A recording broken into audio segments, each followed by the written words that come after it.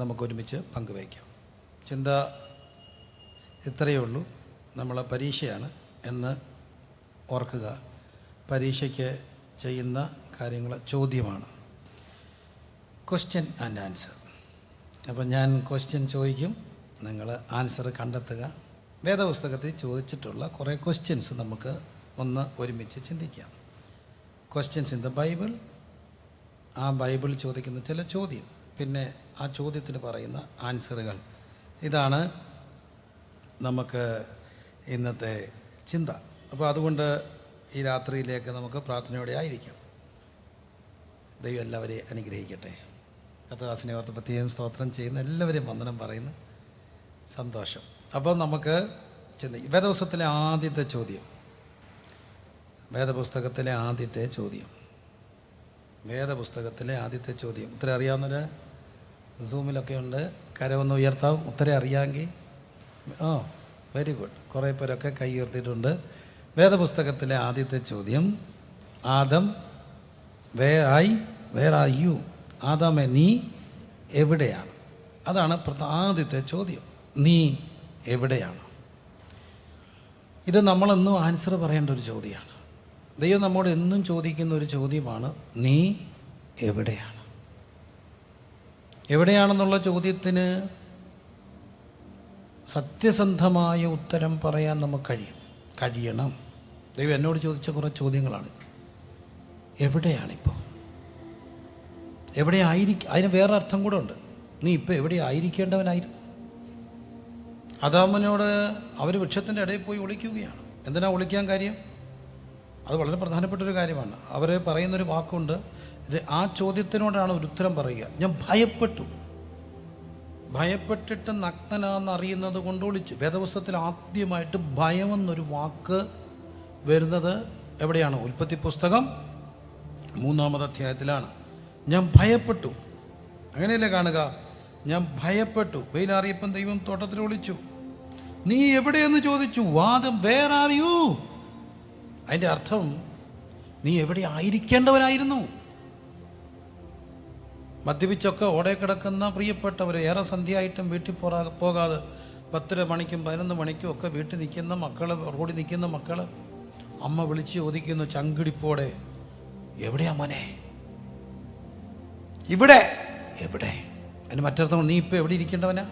ഇപ്പോൾ സന്ധ്യയ്ക്ക് വീട്ടിൽ വന്നു, എല്ലാവരും കൂടി ഇരുന്ന് പാട്ട് പാടി പ്രാർത്ഥിച്ചു, കഴിച്ചു, ഉറങ്ങേണ്ട സമയമായി. നീ ഇപ്പോൾ എവിടെ ഇരിക്കേണ്ടവനാ? പ്രാർത്ഥിച്ച് നിൻ്റെ മുറിയിൽ പുതപ്പിനടി കയറി ഉറങ്ങേണ്ട സമയമാണ്. പക്ഷേ ഇപ്പം നീ എവിടെയാ? എവിടെയോ അലയ. എവിടെ ആയിരിക്കേണ്ടവനായിരുന്നു? എല്ലാവരും ഒരുമിച്ച് വീട്ടിൽ മദ്യപിച്ച് ഏറെ രാത്രിയിലും ബാറിൻ്റെ അരണ്ട ലൈറ്റത്തിരിക്കുമ്പോൾ ഓർക്കുക, ഭാര്യ വിളിക്കുന്ന അപ്പ എവിടെയാ?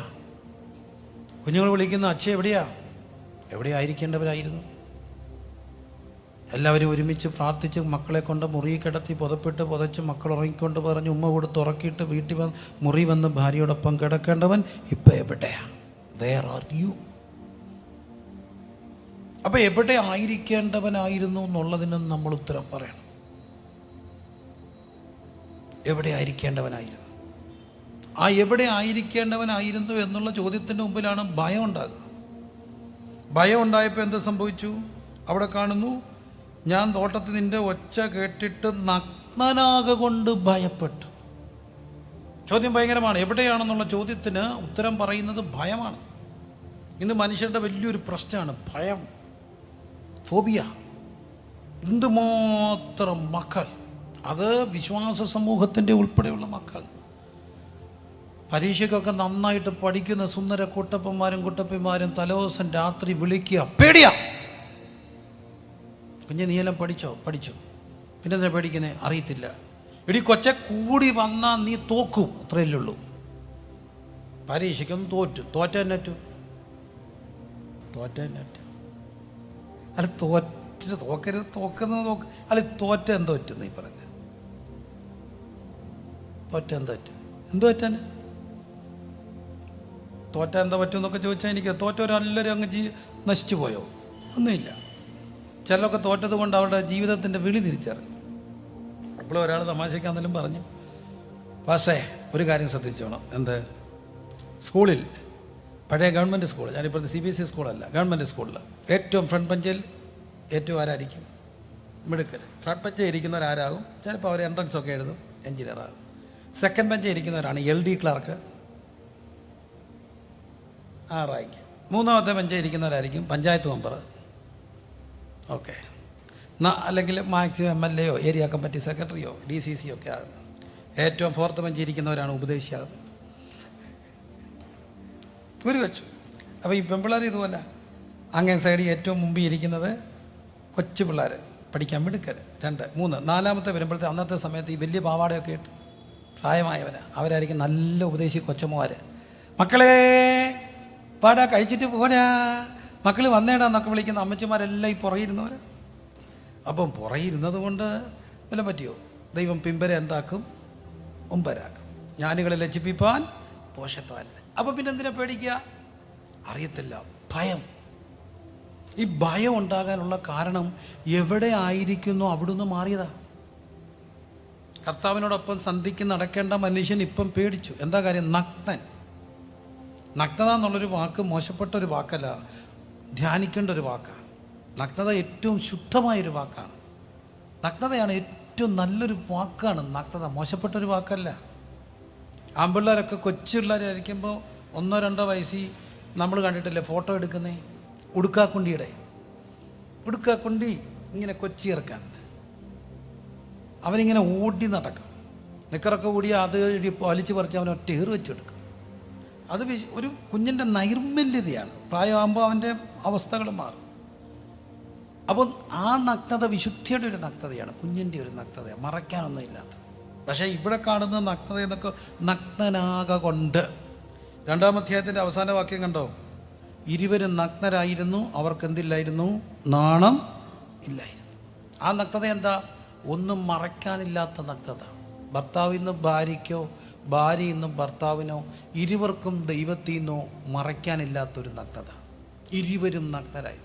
കാലം മുമ്പോട്ട് പോയപ്പോൾ എന്തു പറ്റി? പാപം ചെയ്തു, മറയ്ക്കാനുണ്ടായി, പാത്തു നിന്നു. എവിടെയോ വായിച്ചൊരു കഥ ഒത്തിരി വേദി പറഞ്ഞിട്ടുണ്ട്, ഈ വേദിയിലും പറയട്ടെ. ഇന്ന് പകലും ഒരു വിവാഹവേദി പറഞ്ഞു. എനിക്ക് തോന്നുന്നു അതുകൊണ്ട് ഒത്തിരി പേർക്ക് എന്തൊക്കെയോ ഒരു സന്തോഷം, ഒരു മാറ്റമൊക്കെ ഉണ്ടായിട്ടുണ്ട്. നഗ്നതകൾ വിശുദ്ധമാണ്, അതിനകത്ത് മറയ്ക്കാനൊന്നുമില്ലാത്ത വിശുദ്ധാവസ്ഥ എന്ന് പറഞ്ഞാൽ ഡ്രസ്സിൻ്റെ കാര്യമല്ല ഇവിടെ പറയുക. ദൈവത്തിൻ്റെ മുമ്പിൽ നിൽക്കുമ്പോൾ നഗ്നവും മലർന്നവുമായിട്ടൊക്കെ നിൽക്കുക എന്ന് പറഞ്ഞാൽ ഒന്നും മറയ്ക്കാനില്ല. ഭർത്താവും ഭാര്യയും ഭയങ്കര സ്നേഹമായിരുന്നു. അങ്ങനെ ആ സ്നേഹത്തിൻ്റെ ഊഷ്മളതയിൽ ദമ്പതികൾ മുമ്പോട്ട് പോകുമ്പോൾ ഭാര്യയ്ക്ക് എന്തോ അപൂർവമായ രോഗം. പതുക്കെ അവൾ മരണാസനയായൊക്കെയാണ്. സ്നേഹനിധിയായ ഭർത്താവ് അടുത്തിരുന്നുകൊണ്ട് ശുശ്രൂഷിക്കുന്നു. അവരെ വിസിറ്റ് ചെയ്യാൻ വരുന്നവരൊക്കെ സ്നേഹത്തിൻ്റെ ആ വലിയ പ്രഭാവം കണ്ട്, ആ സ്നേഹത്തിൻ്റെ വലിയ നിറവ് കണ്ട് അസൂയപ്പെടുകയാണ്. കാണാൻ ചെന്ന സഹോദരിമാർ ഭർത്താവിനോട് പറഞ്ഞു, അവരുടെ ഭർത്താവിനോട് கொஞ்சം കണ്ടുപഠിക്കുക സ്നേഹം. എന്തൊരു സ്നേഹം കൂടിയപ്പോൾ മരണാസനയായ ഭാര്യ ഭർത്താവിനോട് പറഞ്ഞു പോലും, ചേട്ടാ ഞാൻ മരിക്കും. മോളെ നീ അങ്ങനെ പറയില്ലേ, എനിക്ക് മറ്റൊരാളെ ഓർക്കാൻ ഒക്കില്ല. അങ്ങനെയല്ല, ഞാൻ മരിക്കാൻ സാധ്യതയാണ്. ഞാൻ മരിച്ചാൽ ചേട്ടനൊരു കാര്യം ചെയ്യണം, സത്യം ചെയ്യണം, പെണ്ണ് കെട്ടണം. ഇടി അങ്ങനെ പറയല്ലേ, എനിക്ക് വേറൊരു പെണ്ണിനെ ഓർക്കാനൊക്കെ ഇല്ല. ആ കെട്ടി വരുന്ന പെണ്ണിൻ്റെ മൂക്കിൽ എൻ്റെ മൂക്കുത്തി ഊരിയിടണം. ചേട്ടാ അങ്ങനെ പറയാതെ. ആ വരുന്ന പെണ്ണിൻ്റെ കാതിൽ എൻ്റെ കാതിപ്പ് ഊരിയിടണം. അങ്ങനെ പറയല്ലേ. ആ പെണ്ണിൻ്റെ കഴുത്തിൽ എൻ്റെ മാല ഊരി അവിടെ കഴുത്തിയിടണം. അങ്ങനെ പറയല്ലേ. പറഞ്ഞു വന്നപ്പോൾ അവൾ പറഞ്ഞെന്ന്, ആ വരുന്ന പെണ്ണിൻ്റെ കയ്യിൽ എൻ്റെ വള ഊരിയിടണം. പെട്ടെന്ന് അയാൾ പറഞ്ഞു, സോറിയടി, ഈ വള അവിടെ കയ്യെ കയറത്തില്ല, കാരണം മറ്റൊരു തടിച്ച കൈ അയക്കറിയാനും. ഒരു ദിവസം പുറത്തു വന്നു. അപ്പോൾ ഓർക്കേണ്ടത്, മറയ്ക്കാനുള്ളവർക്ക് പേടിക്കേണ്ടി വരും, എന്നാൽ മറകളൊന്നും ഇല്ലാത്തവൻ പേടിക്കാതെ നിൽക്കും. കർത്താവ് ചോദിക്കുന്നു, നിനക്ക് വല്ലതും മറയ്ക്കാനുണ്ടോ? നീ എവിടെ ആയിരിക്കേണ്ടവനായിരുന്നു? എന്നും നൈർമല്യത്തോടെ സന്ധികളെ സ്തുതി കൊണ്ട് മുഖരിതമാകേണ്ട വീടുകൾക്ക് ഇന്നെന്ത് പറ്റുന്നു? ആരാധനാലയങ്ങൾക്ക് എന്താ പറ്റുക? നമുക്ക് ദൈവത്തോട് പ്രാർത്ഥിക്കാം. ദൈവമേ, എപ്പം ചോദിച്ചാലും നീ എവിടെയും ചോദിച്ചാൽ ഞാൻ ഇവിടെ, എന്നെ ആക്കി വെച്ചിടത്ത്. ഒരു ശുശ്രൂഷകനാണെങ്കിൽ അവിടെ ആക്കി വെച്ചെടുത്ത്, ഒരു ഏരിയ ലീഡറാണെങ്കിൽ അവിടെ ആക്കി വെച്ചെടുത്ത്, ഒരു സെല്ലിൻ്റെ ലീഡറാണെങ്കിൽ അവിടെ ആക്കി വെച്ചെടുത്ത്, ഒരു സൺഡേ സ്കൂൾ അധ്യാപകനാണെങ്കിൽ അവിടെ ആക്കി വെച്ചെടുത്ത്. I am here. ഞാനിവിടെ ഉണ്ട്. അങ്ങനെ പറയാൻ കഴിഞ്ഞാൽ പിന്നെ പേടിക്കേണ്ട ആവശ്യമില്ല. ഒന്നാമത്തെ ചോദ്യം, നീ എവിടെയാ? ആ ചോദ്യത്തിന് നാം ഉത്തരം പറയേണ്ട ചോദ്യമാ, നീ എവിടെയാ? രണ്ടാമത്തെ ചോദ്യം നാം കാണുന്നു കയീനോടാണ്. എന്താ ചോദിച്ചത്? കയീനോട് ചോദിക്കുന്നു, നിന്റെ സഹോദരൻ എവിടെ? യഹോവ കയീനോട്, നിന്റെ അനുജനായ ഹാബേൽ എവിടെ? Where is your brother? നിന്റെ സഹോദരൻ എവിടാ? അപ്പോൾ അവൻ ചോദിക്കുന്ന ഒരു കാര്യമുണ്ട്, ഞാൻ എൻ്റെ അനുജൻ്റെ കാവൽക്കാരനും. പ്രിയമുള്ളവരെ, ദൈവം നമ്മെ ഏൽപ്പിച്ച ഉത്തരവാദിത്തങ്ങളുണ്ട്. നാം കാവൽക്കാരാണ്. ആരുടെ? സഹോദരങ്ങളുടെ കാവൽക്കാരാണ്. 83 വയസ്സുള്ള ചാക്കോ എന്ന് പറയുന്ന ഒരു മേസ്ത്രി അപ്പച്ചൻ ഞങ്ങൾക്ക് ഇന്നലെ നഷ്ടപ്പെട്ടു എന്ന് ഞാൻ പറയുമ്പോൾ അത് നഷ്ടമല്ല, മരണമെന്ന് എനിക്കറിയാം. എങ്കിലും സഭയ്ക്ക് നഷ്ടപ്പെട്ടു. 83 വയസ്സുള്ള ചാക്കോ അപ്പച്ചൻ അടക്കം കഴിഞ്ഞിട്ട് എളിയദാസൻ ഇവിടെ ഓടിയെത്തിയത്. എന്തായിരുന്നു ഞങ്ങളെ സംബന്ധിച്ച് അദ്ദേഹം? ഒരു മേസ്ത്രി, വലിയ പൈസയൊന്നും ഇല്ലാത്ത സാധുവായ ഒരു മനുഷ്യൻ. പക്ഷെ ആ മനുഷ്യൻ എൻ്റെ കാവൽക്കാരനായിരുന്നു. 80 വയസ്സുള്ളപ്പോഴും 21 ദിവസം ചർച്ചിൽ യോഗം നടക്കാത്തപ്പോൾ അവിടെ വന്നിരുന്ന് ഉപവസിച്ചു. ഞാൻ ചോദിച്ചു, എന്തിനാ മോനെ? കുഞ്ഞിന് അപ്പനില്ലല്ലോ, ഇത്രയും കാര്യം ചെയ്യല്ലേ, ഞാൻ നിനക്ക് വേണ്ടി ഉപവസിക്കുക. 80ാമത്തെ വയസ്സിൽ 21 ദിവസം സ്വന്തം കാര്യം അല്ലാതെ സഭയുടെ ദൈവദാസന് വേണ്ടി ഉപവസിച്ച അപ്പച്ചൻ ഇന്നെനിക്ക് പോയി. കാവൽക്കാർ. ദൈവം ചോദിക്കുന്നു, നിന്റെ സഹോദരൻ എവിടെ? ഉത്തരം അവൻ തന്നെ പറഞ്ഞു, ഞാൻ കാവൽക്കാരനാണോ? അർത്ഥം ഉത്തരം അതായിരുന്നു. അവൻ അറിയാമായിരുന്നു, ഞാൻ ചേട്ടൻ, എൻ്റെ അനുജൻ്റെ കാവൽക്കാർ. ഇന്ന് രാത്രിയിലും ദൈവം ചോദിക്കുക, കാക്കാൻ ഏൽപ്പിച്ചവരൊക്കെ സൂക്ഷിക്കുന്നുണ്ടോ? കാവൽക്കാക്കാൻ ഏൽപ്പിച്ചവർ എവിടെ? അനിയൻ എവിടാ? അനിയൻ എവിടാ?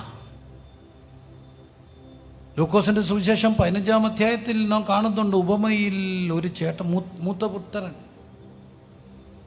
അനിയൻ തിരിച്ചു വന്നപ്പോൾ കയർക്കുന്ന ചേട്ടൻ. അനിയൻ തിരിച്ചു വന്നപ്പോൾ സന്തോഷിക്കാൻ കഴിയാതെ പോയ ചേട്ടൻ. ചേട്ടന്മാരെ എല്ലാം കൂടെ വിളിച്ചു നിർത്തി തമ്പുരാൻ ഒരു ചോദ്യം ചോദിക്കും, നിന്റെ അനിയൻ എന്തിയെ? ഒരു സഭയിൽ ആദ്യം വന്നവർ ബാക്കിയുള്ളവർ വരുമ്പോൾ അവർ ജ്യേഷ്ഠന്മാരാ. ഒരു കുഞ്ഞ് മാത്രം അപ്പനും അമ്മയ്ക്കും ഉള്ളപ്പം അവരെല്ലാം ഒറ്റ മക്കളാ. പക്ഷെ കാലം മുമ്പോട്ട് പോകും തോറും മറ്റു മക്കൾ വരുമ്പോൾ മൂത്തവരുടെ സ്ഥാനം മാറും. ആദ്യം അവർ ചേച്ചിയാവും, പിന്നെ അച്ചാച്ചനാവും. എന്നാൽ കുറച്ചുകൂടെ ഗ്യാപ്പിട്ട് അവരൊരു 10ാം ക്ലാസ്സിലൊക്കെ ആകുമ്പം, ഇപ്പം അങ്ങനെ ഗ്യാപ്പിട്ട് പിള്ളേരൊന്നും ഉണ്ടാകുന്നില്ല. അവരൊരു 10ഉം 15ഉം 16ഉം ഒക്കെ വയസ്സാകുമ്പോൾ അമ്മയ്ക്കൊരു കുഞ്ഞുണ്ടായ ആ ചേട്ടൻ വെറും ചേട്ടനല്ല, ചേച്ചി വെറും ചേച്ചിയല്ല, അമ്മയുടെ സ്ഥാനിയാണ്. ചേട്ടത്തി മൂത്ത അമ്മ. ഞാൻ കണ്ടിട്ടുണ്ട് എൻ്റെ അപ്പയുടെ മൂത്ത പെങ്ങളുടെ ധൈര്യവും ധാഷ്ട്യമൊക്കെ. പ്രായമായാലും അപ്പയൊക്കെ അടിക്കുമായിരുന്നു. എന്താ കാര്യം? എടുത്തുകൊണ്ട് നടന്നാന്നുള്ള ഹുങ്ക്, അതൊരു ധൈര്യമാണ്. എടാ പെറ്റില്ലെന്നുള്ളടാ വളർത്തിയത് ഞാനാ. എന്നെ കേൾക്കുന്ന എല്ലാ ചേട്ടന്മാരും ചോദിച്ചോട്ടെ, അനിയന്മാരൊക്കെ എന്ത് ചെയ്യും? കാവൽ. എവിടെ അനിയൻ? എവിടെ അനിയത്തി? ഇന്ന് എവിടെയാ? കാവലുണ്ടോ? ഞാൻ കാവൽ കാത്തുകൊണ്ട് കൊത്തറങ്ങൾ തിന്നുകൊണ്ട് എൻ്റെ ആവലാതി. അനിയനെ കാക്കേണ്ടവർ ഇന്ന് അനിയൻ്റെ ഘാതകരോ? എവിടെ അനിയൻ? എവിടെ അനിയത്തി? ഉത്തരം പറയണം. നിന്റെ അനുജൻ എവിടെ? നഷ്ടപ്പെട്ടോ? ലോക്ക്ഡൗണിൽ വരാതായോ? Whose responsibility? ആരാണ് റെസ്പോൺസിബിൾ? I am responsible. വേറൊരാളുടെ മുകളിലേക്ക് നമുക്ക് ഉത്തരവാദിത്വം മാറ്റിവെക്കാൻ ഒക്കത്തില്ല. I am responsible. എത്ര പേർ ദൈവത്തോട് പറയും, കാവൽ കാക്കേണ്ടവർ എവിടെ? നിന്റെ അനുജൻ എവിടെ? വീണ്ടും മുമ്പോട്ട് പോവുകയാണ്. എവിടെയാണ്? എവിടെ? എവിടെ? ഉൽപ്പത്തി പുസ്തകം നമ്മളിങ്ങനെ പഠിച്ചുകൊണ്ട് പോകുമ്പോൾ 12-ാം അധ്യായത്തിൽ ദൈവം അബ്രഹാമിനെ വിളിക്കുന്നു. അബ്രഹാമിനെ വിളിച്ചിട്ട് പറഞ്ഞു, ഞാൻ നിന്നെ വർദ്ധിപ്പിക്കും. പക്ഷേ ആ യാത്രയിൽ ക്ഷാമം വന്നപ്പോൾ പിടിച്ചു വയ്ക്കാൻ കഴിയാതെ മിസ്രൈമിലേക്ക് പോയി. വീണ്ടും ദൈവം ഇടപെടുന്നു, മടങ്ങി വന്ന കൂട്ടത്തിൽ കിട്ടിയതായിരിക്കണം ഒരു ദാസി. ഹാഗാർ പറയുന്ന ഒറ്റ വാക്കിൽ മിസ്രൈമെ ദാസി. കാലം മുമ്പോട്ട് പോയി. 15-ാം അധ്യായത്തിൽ ഈ അബ്രഹാം അല്ലാതെ കഷ്ടപ്പെട്ട് പേടിച്ചിരിക്കുക. ദൈവമെന്ന് പറഞ്ഞ് ഭയപ്പെടേണ്ട. അവൻ്റെ ഭയം എന്തായിരുന്നു? കർത്താവായ യഹോവേ നീ എനിക്ക് എന്ത് തരും? ചോദ്യം ദൈവത്തോട്. നമ്മൾ കണ്ടു ദൈവം ചോദിച്ച ചോദ്യങ്ങൾ. നീ എവിടെ? 2, നിന്റെ സഹോദരൻ എവിടെ? മനുഷ്യൻ ദൈവത്തോട് ചോദിച്ച ചോദ്യം അബ്രഹാം ചോദിക്കുന്നു, എനിക്കെന്ത് തരും? അതിന് കർത്താവ് യഹോവേ നീ എനിക്ക് എന്ത് തരും? ഞാനിങ്ങനെയൊക്കെ ഇറങ്ങി തിരിച്ചില്ലേ, എനിക്ക് എന്ത് തരും? ഒരു പക്ഷേ വ്യംഗ്യാർത്ഥത്തിലാണെങ്കിലും ഇവിടെ ഇരിക്കുന്നവരും ഓൺലൈനിൽ ഇരിക്കുന്നവരും ഒക്കെ ചോദിക്കുന്ന ഒരു ചോദ്യമാണ്, കർത്താവെ എന്ത് തരും? എന്താ അവൻ്റെ പ്രശ്നം? അബ്രഹാമിൻ്റെ അവകാശിയില്ല. ദമ്മശക്കനായ എലയാസർ എൻ്റെ അവകാശിയാവും. എനിക്ക് എന്ത് തരും? എനിക്ക് മക്കളില്ല. കർത്താവ് പറഞ്ഞു, ഉത്തരം, അവൻ നിന്റെ അവകാശിയാകിയില്ല. പിന്നെ അവനെ പുറത്തു കൊണ്ടുവന്നു. ഈ എന്ത് തരുമെന്നൊക്കെ ചോദിക്കുന്നത് ഒരു കേർവിനകത്ത്, ഒരു ഗുഹയ്ക്കകത്തിരിക്കുമ്പോഴാണ്. ദൈവം അവനോട് പറഞ്ഞ് പുറത്തു വാ, കം ഔട്ട്, പുറത്തു വാ. എന്നിട്ട് നോക്കിക്കേ. എങ്ങോട്ട്? ആകാശത്തോട്ട് നോക്കിക്കേ. കണ്ടോ നീ നക്ഷത്രങ്ങളെ കണ്ടോ? വാത്സല്യപ്രിയമുള്ളവരെ, രാത്രിയിലൊക്കെ ഇറങ്ങി വല്ലപ്പോഴെങ്കിലും നമ്മുടെ ഒരു പ്രശ്നം എന്ന് പറഞ്ഞാൽ ലേറ്റായിട്ട് കിടക്കും, നേരം വെളുത്ത് അർദ്ധരാത്രിയിലൊക്കെ എഴുന്നേറ്റ് ടെറസിൻ്റെ മുകളിലൊക്കെ കയറി ചുമ്മാ മേപ്പോട്ടൊന്ന് നോക്കണം. നല്ല നക്ഷത്രങ്ങളെ കാണാം, മനസ്സ് പകുതി ശരിയാവും. ഒരു സുഹൃത്തുണ്ട് പറഞ്ഞു, പകലും നക്ഷത്രമുണ്ട് പാസ്റ്റേ, പക്ഷെ ഒരു കാര്യം ഓർത്തോണം, നക്ഷത്രങ്ങളെ കാണാൻ കഴിയുന്നത് ഇരുട്ടത്ത് മാത്രമാണ്. എപ്പോഴും ഓർത്തോണം, നമ്മുടെ ജീവിതത്തിൻ്റെ ഇരുട്ടുകളിലാണ്, നമ്മുടെ ജീവിതത്തിൻ്റെ നിസ്സാരഗതിയിലാണ് നമുക്ക് ദൈവം ഒരുക്കിയ നക്ഷത്രങ്ങളെ കാണാൻ കഴിയുക. എങ്ങനെ നോക്കണം? മേളിലോട്ട് നോക്കണം. കണ്ടോ? ആകാശത്തിലെ നക്ഷത്രങ്ങളെ കണ്ടു. അതുപോലെ ഞാൻ നിൻ്റെ സന്തതിയെ വർദ്ധിപ്പിക്കും. പക്ഷെ വിശ്വസിക്കാൻ കഴിഞ്ഞില്ല. ചെറിയൊരു അപജയം. 16-ാം അധ്യായത്തിൽ കാണുന്നു, അബ്രഹാമിൻ്റെ ഭാര്യയായ സാറായി മക്കളെ പ്രസവിച്ചിരുന്നില്ല. എന്നാൽ അവർക്ക് ഹാഗർ എന്ന പേരുള്ള ഒരു മിസ്രൈമ്യ ദാസി ഉണ്ടായിരുന്നു. ഹാഗർ എന്ന പേരുള്ള മിസ്രൈമ്യ ദാസി ഉണ്ടായിരുന്നു. അതുകൊണ്ട് ഈ അമ്മ സാറായി വന്നിട്ട് അബ്രഹാമിനോട് പറയുന്നു, എനിക്ക് കുഞ്ഞിനെ വേണം. ഏതൊരമ്മയ്ക്കും അമ്മയാകാനുള്ള ഒരു ത്വരയുണ്ട്. മാതൃത്വത്തിൻ്റെ വിളിയാണ് ഒരു സ്ത്രീയുടെ വിളി. സ്ത്രീത്വം പൂവണിയപ്പെടുന്നത് മാതൃത്വത്തിലാണ്. അമ്മയാകാൻ വിളിക്കപ്പെട്ടവൾ. അതിനെന്ത് ചെയ്യണം? എനിക്ക് ഒരു കുഞ്ഞിനെ വേണം. അപ്പം മിസ്രൈമ്യദാസിയ ഹാഗറിനെ തൻ്റെ ഭർത്താവായ അബ്രഹാമിന് ഭാര്യയായി കൊടുത്തു. അവൾ ഹാഗറിൻ്റെ അടുക്കൽ ചെന്നു. അവൾ ഗർഭം ധരിച്ചു. 16-ാം അധ്യായം. താൻ ഗർഭം ധരിച്ചു എന്ന് കണ്ടപ്പോൾ യജമാനത്തെ അവിടെ കണ്ണിന് നിന്ദിതയായി. ഇതൊരു വലിയ ഘടകമാണ്. മാറ്റങ്ങൾ മറ്റുള്ളവർക്കോട് ചിലപ്പോൾ നിന്ദയുണ്ടാക്കും. സത്യത്തിൽ ഹാഗറിനെ അബ്രഹാമിൻ്റെ അടുക്ക കൊണ്ടുവന്ന് ആക്കിയത് ആര്? സാറായി. പക്ഷേ സാറായിക്ക് മക്കളില്ല. ഹാഗർ ദാസി. അന്ന് വരെ അബ്രഹാം വരുമ്പോൾ അടുക്കളയുടെ പിന്നാമ്പുറങ്ങളിൽ യജമാനൻ്റെ മുഖത്ത് നോക്കാൻ മടിച്ചിരുന്ന ഹാഗറുടെ സ്ഥിതി അങ്ങ് മാറി. ഇപ്പം വയറ്റിൽ കുഞ്ഞു വരുന്നു. അബ്രഹാം, ഞാൻ അങ്ങനെ പറയുന്നുണ്ട്, ഒരു പച്ച മനുഷ്യനായി പറയുന്നുണ്ട്, ബുദ്ധിമുട്ട് തോന്നല്ലേ? അബ്രഹാം എന്ന അപ്പൻ അടുത്ത് നടന്നു പോകുമ്പോൾ ഹാഗാറിൻ്റെ ഉള്ളിൽ ഒരു തുടുകെട്ട്, ഒരു പെരുമ്പറ മുഴങ്ങുന്നു. അപ്പൻ പോവുക. ഇടയ്ക്കൊക്കെ പറയാൻ തുടങ്ങിക്കാണും കുഞ്ഞിനോട്, താണ്ടു പോകുന്നത് നിൻ്റെ അപ്പൻ. കേട്ടോ എന്നറിയത്തില്ല. കുഞ്ഞൊരു ചവിട്ട്, ഒരു മുഴ, ഒരു ബഹളം വയറ്റി കിടന്നു. മനസ്സിലായി, അപ്പനെ കണ്ടതിൻ്റെ ആയിരിക്കും. ഹാഗർ പെതുക്കെ അടുക്ക ചെന്ന് ചോദിച്ചു കാണും, ചേട്ടാ ക്ഷീണിച്ചിരിക്കുന്നു, കയ്യിൽ തരട്ടെ? ചായ കുടിക്കണോ? പച്ചവെള്ളം തരട്ടെ? സാറായിക്ക് മുറുമുറുപ്പായി. ഇന്നലെ വരെ അടുക്കള നിന്നവൾ ഇപ്പം ചോദിക്കുന്നു, കാപ്പി വേണോ, ചായ വേണോ, ക്ഷീണിച്ചു പോയില്ലോ, ചോറിട്ടെ, ഇച്ചിവിടെ തരട്ടെ. സാറയ്ക്ക് ഇടങ്കോലിട്ട് കാണാം, ഇല്ലായിരിക്കാം, മുഖം മാറി, പക്ഷെ നിന്നിച്ചു. ഒരു കാര്യം എപ്പോഴും ഓർത്തണം, മാറ്റം വരുത്തിയവരെ നിന്ദിക്കാൻ കാരണമാകല്ലേ. മാറ്റം വരുത്താൻ കാരണമായവരെ നിന്ദിക്കാൻ കാരണമാകല്ലേ. മലയാളത്തിലൊരു ചൊല്ലുണ്ട്, അത്തിപ്പഴത്തോളം അകനിന്നയുണ്ടെങ്കിൽ അത്തിക്കിലെങ്ങും ഐശ്വര്യം വരത്തില്ല. അത്തിപ്പഴത്തോളം അകനിന്നയുണ്ടെങ്കിൽ അത്തിക്കിലെങ്ങും ഐശ്വര്യം വരത്തില്ല. മാറ്റങ്ങൾ നിന്നയ്ക്ക് കാരണമല്ലേ. ഓൺലൈനാണെന്നറിയാം, എങ്കിലും പറയട്ടെ, ഒത്തിരി പേരെ സുവിശേഷ വേലയ്ക്ക് സമർപ്പിച്ച, കൊണ്ടുവന്ന, വളർത്തിയ, വലുതാക്കിയ ഒരു വീടാണ് ഞങ്ങളുടെ വീട്. ആ കൂട്ടത്തിലൊരു ചെറുപ്പക്കാരനെ കൊണ്ടുവന്ന് ബൈബിൾ ക്ലാസ്സൊക്കെ പഠിപ്പിച്ച് ഉപദേശിയൊക്കെ ആക്കി മിടുക്കനാക്കി, കൺവെൻഷൻ പ്രാസംഗികനാക്കി, മിടുക്കൻ. ഭാഷ ഇങ്ങനെ ഒഴുകും, ആ ഭാഷ ഇങ്ങനെ ഒഴുകും. എന്തൊരു ഭാഷാശൈലിയൊക്കെ കൂടി പ്രോഗ്രാമൊക്കെ ആയി ആകെ ആളങ്ങ് ഭയങ്കരമായി. എല്ലാവരും പറഞ്ഞ് ഭയങ്കര ഭാവിയാണ്. പൊട്ടിക്ക് അഹങ്കാരം ഇച്ചിരി നിന്ന് ഒരു ക്യാമ്പ് നടക്കുക, മക്കളെല്ലാം കേൾക്കണം. അപ്പോൾ ആ ക്യാമ്പിൽ, അന്നത്തെ ക്യാമ്പിൽ ചോദ്യോത്തരമുണ്ട്. ചോദ്യോത്തരം വലിയൊരു സംഭവമാണ്. മിക്ക പിള്ളേരും ചോദിക്കുന്ന ചോദ്യമുണ്ട്, ഓർമ്മയുണ്ട്. അന്നത്തെ കാലത്ത് മിക്ക പിള്ളേരും ചോദിക്കുന്ന ചോദ്യം, ദൈവത്തിൻ്റെ പുത്രന്മാർ മനുഷ്യൻ്റെ പുത്രിമാരെടുക്കുമെന്ന്. ആരാണ് ദൈവത്തിൻ്റെ പുത്രന്മാർ? ഇതൊക്കെയാണ് ആദ്യത്തെ ചോദ്യം. ഇതായിരുന്നു ഒന്നാമത്തെ ചോദ്യം.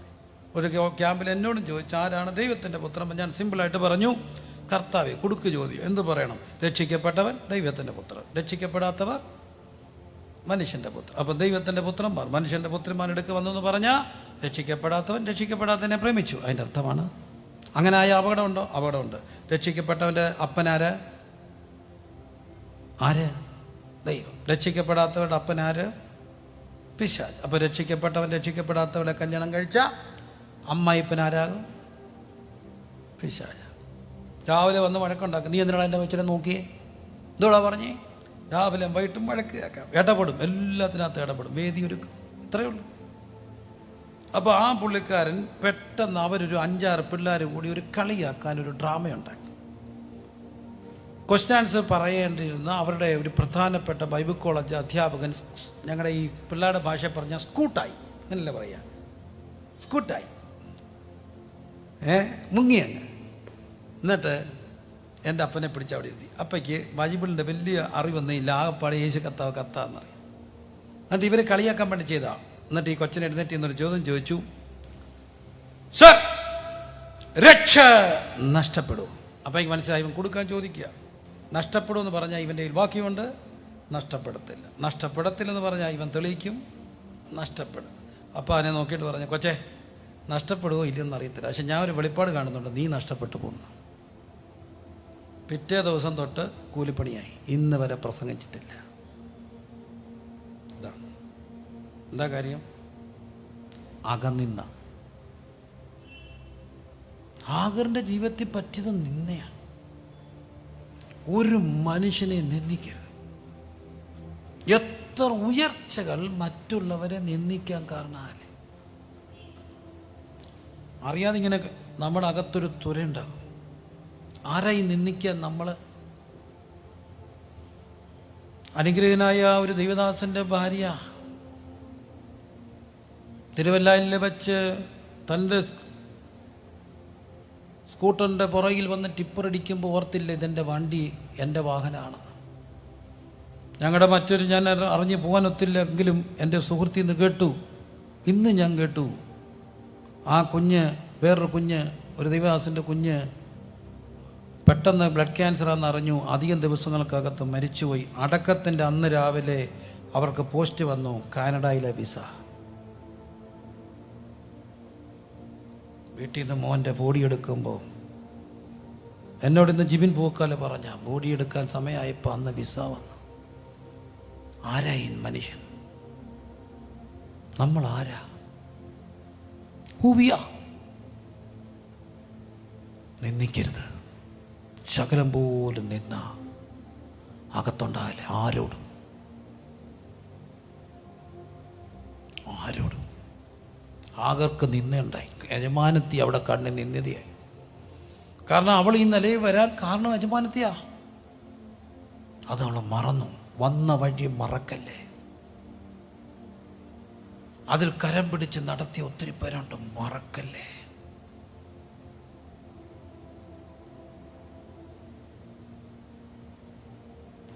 വീട് വിട്ടു പോകുകയാ. പോകുമ്പോൾ ദൈവം ചോദിച്ചൊരു ചോദ്യം. പിന്നെ യഹോവയുടെ ദൂതൻ മരുഭൂമിയിൽ ഒരു നീരുറവിന് അരികെ സൂര്യന് പോകുന്ന വഴിയിൽ നീരുറവിൻ്റെ അരികെ വെച്ച് തന്നെ അവളെ കണ്ടു. ദൂതൻ മരുഭൂമി നീരുറവിന് അരികെ സൂര്യന് പോകുന്ന വഴിയിലെ നീരുറവിൻ്റെ അരികെ വെച്ച് തന്നെ അവളെ കണ്ടു. സാറായുടെ ദാസിയായ ഹാഗറെ, നീ എവിടെ നിന്ന് വരുന്നു? എവിടേക്ക് പോകുന്നു? അടുത്ത ദൈവത്തിൻ്റെ ഒരു ചോദ്യം, നീ എവിടുന്നാ വരുന്നേ? നീ എവിടേക്കാ പോകുന്നേ? ഉത്തരം കണ്ടെത്തണം. നമ്മളോട് ചോദിച്ചാൽ നമ്മൾ പറയും നീ എവിടെ നിന്നാണ് വരുന്നത്, നീ എവിടെ നിന്നാണ് വരുന്നതെന്ന് ചോദിച്ചാൽ നമ്മൾ പറയും നമ്മൾ വീട്ടിൽ നിന്നാണ് വരുന്നത്. ഇപ്പം എന്നോട് ചോദിച്ചാൽ ഞാൻ പറയും ഞാൻ റാദിയിൽ നിന്നാണ് വരുന്നത്. അതൊരു ടെമ്പററി ചോദ്യമാണ്. നീ എവിടേക്കാണ് പോകുന്നേ? എനിക്കിന്ന് കൊട്ടാരക്കര ഇത് കഴിഞ്ഞിട്ട് തിരിച്ച് വെണ്ണിക്കുളത്ത് പോയിട്ട് ഒരു ഓൾ നൈറ്റ് പ്രെയർ ഉണ്ട്, ഞാൻ വെണ്ണിക്കുളത്തിന് തിരിച്ചു പോകും. അത് നമ്മുടെ ഇന്നിൻ്റെ ഉത്തരം. പക്ഷെ ശരിയായ ഉത്തരം അതല്ല. അൾട്ടിമേറ്റ് ചോദ്യമാണ്, എവിടുന്നാണ് വരുന്നേ?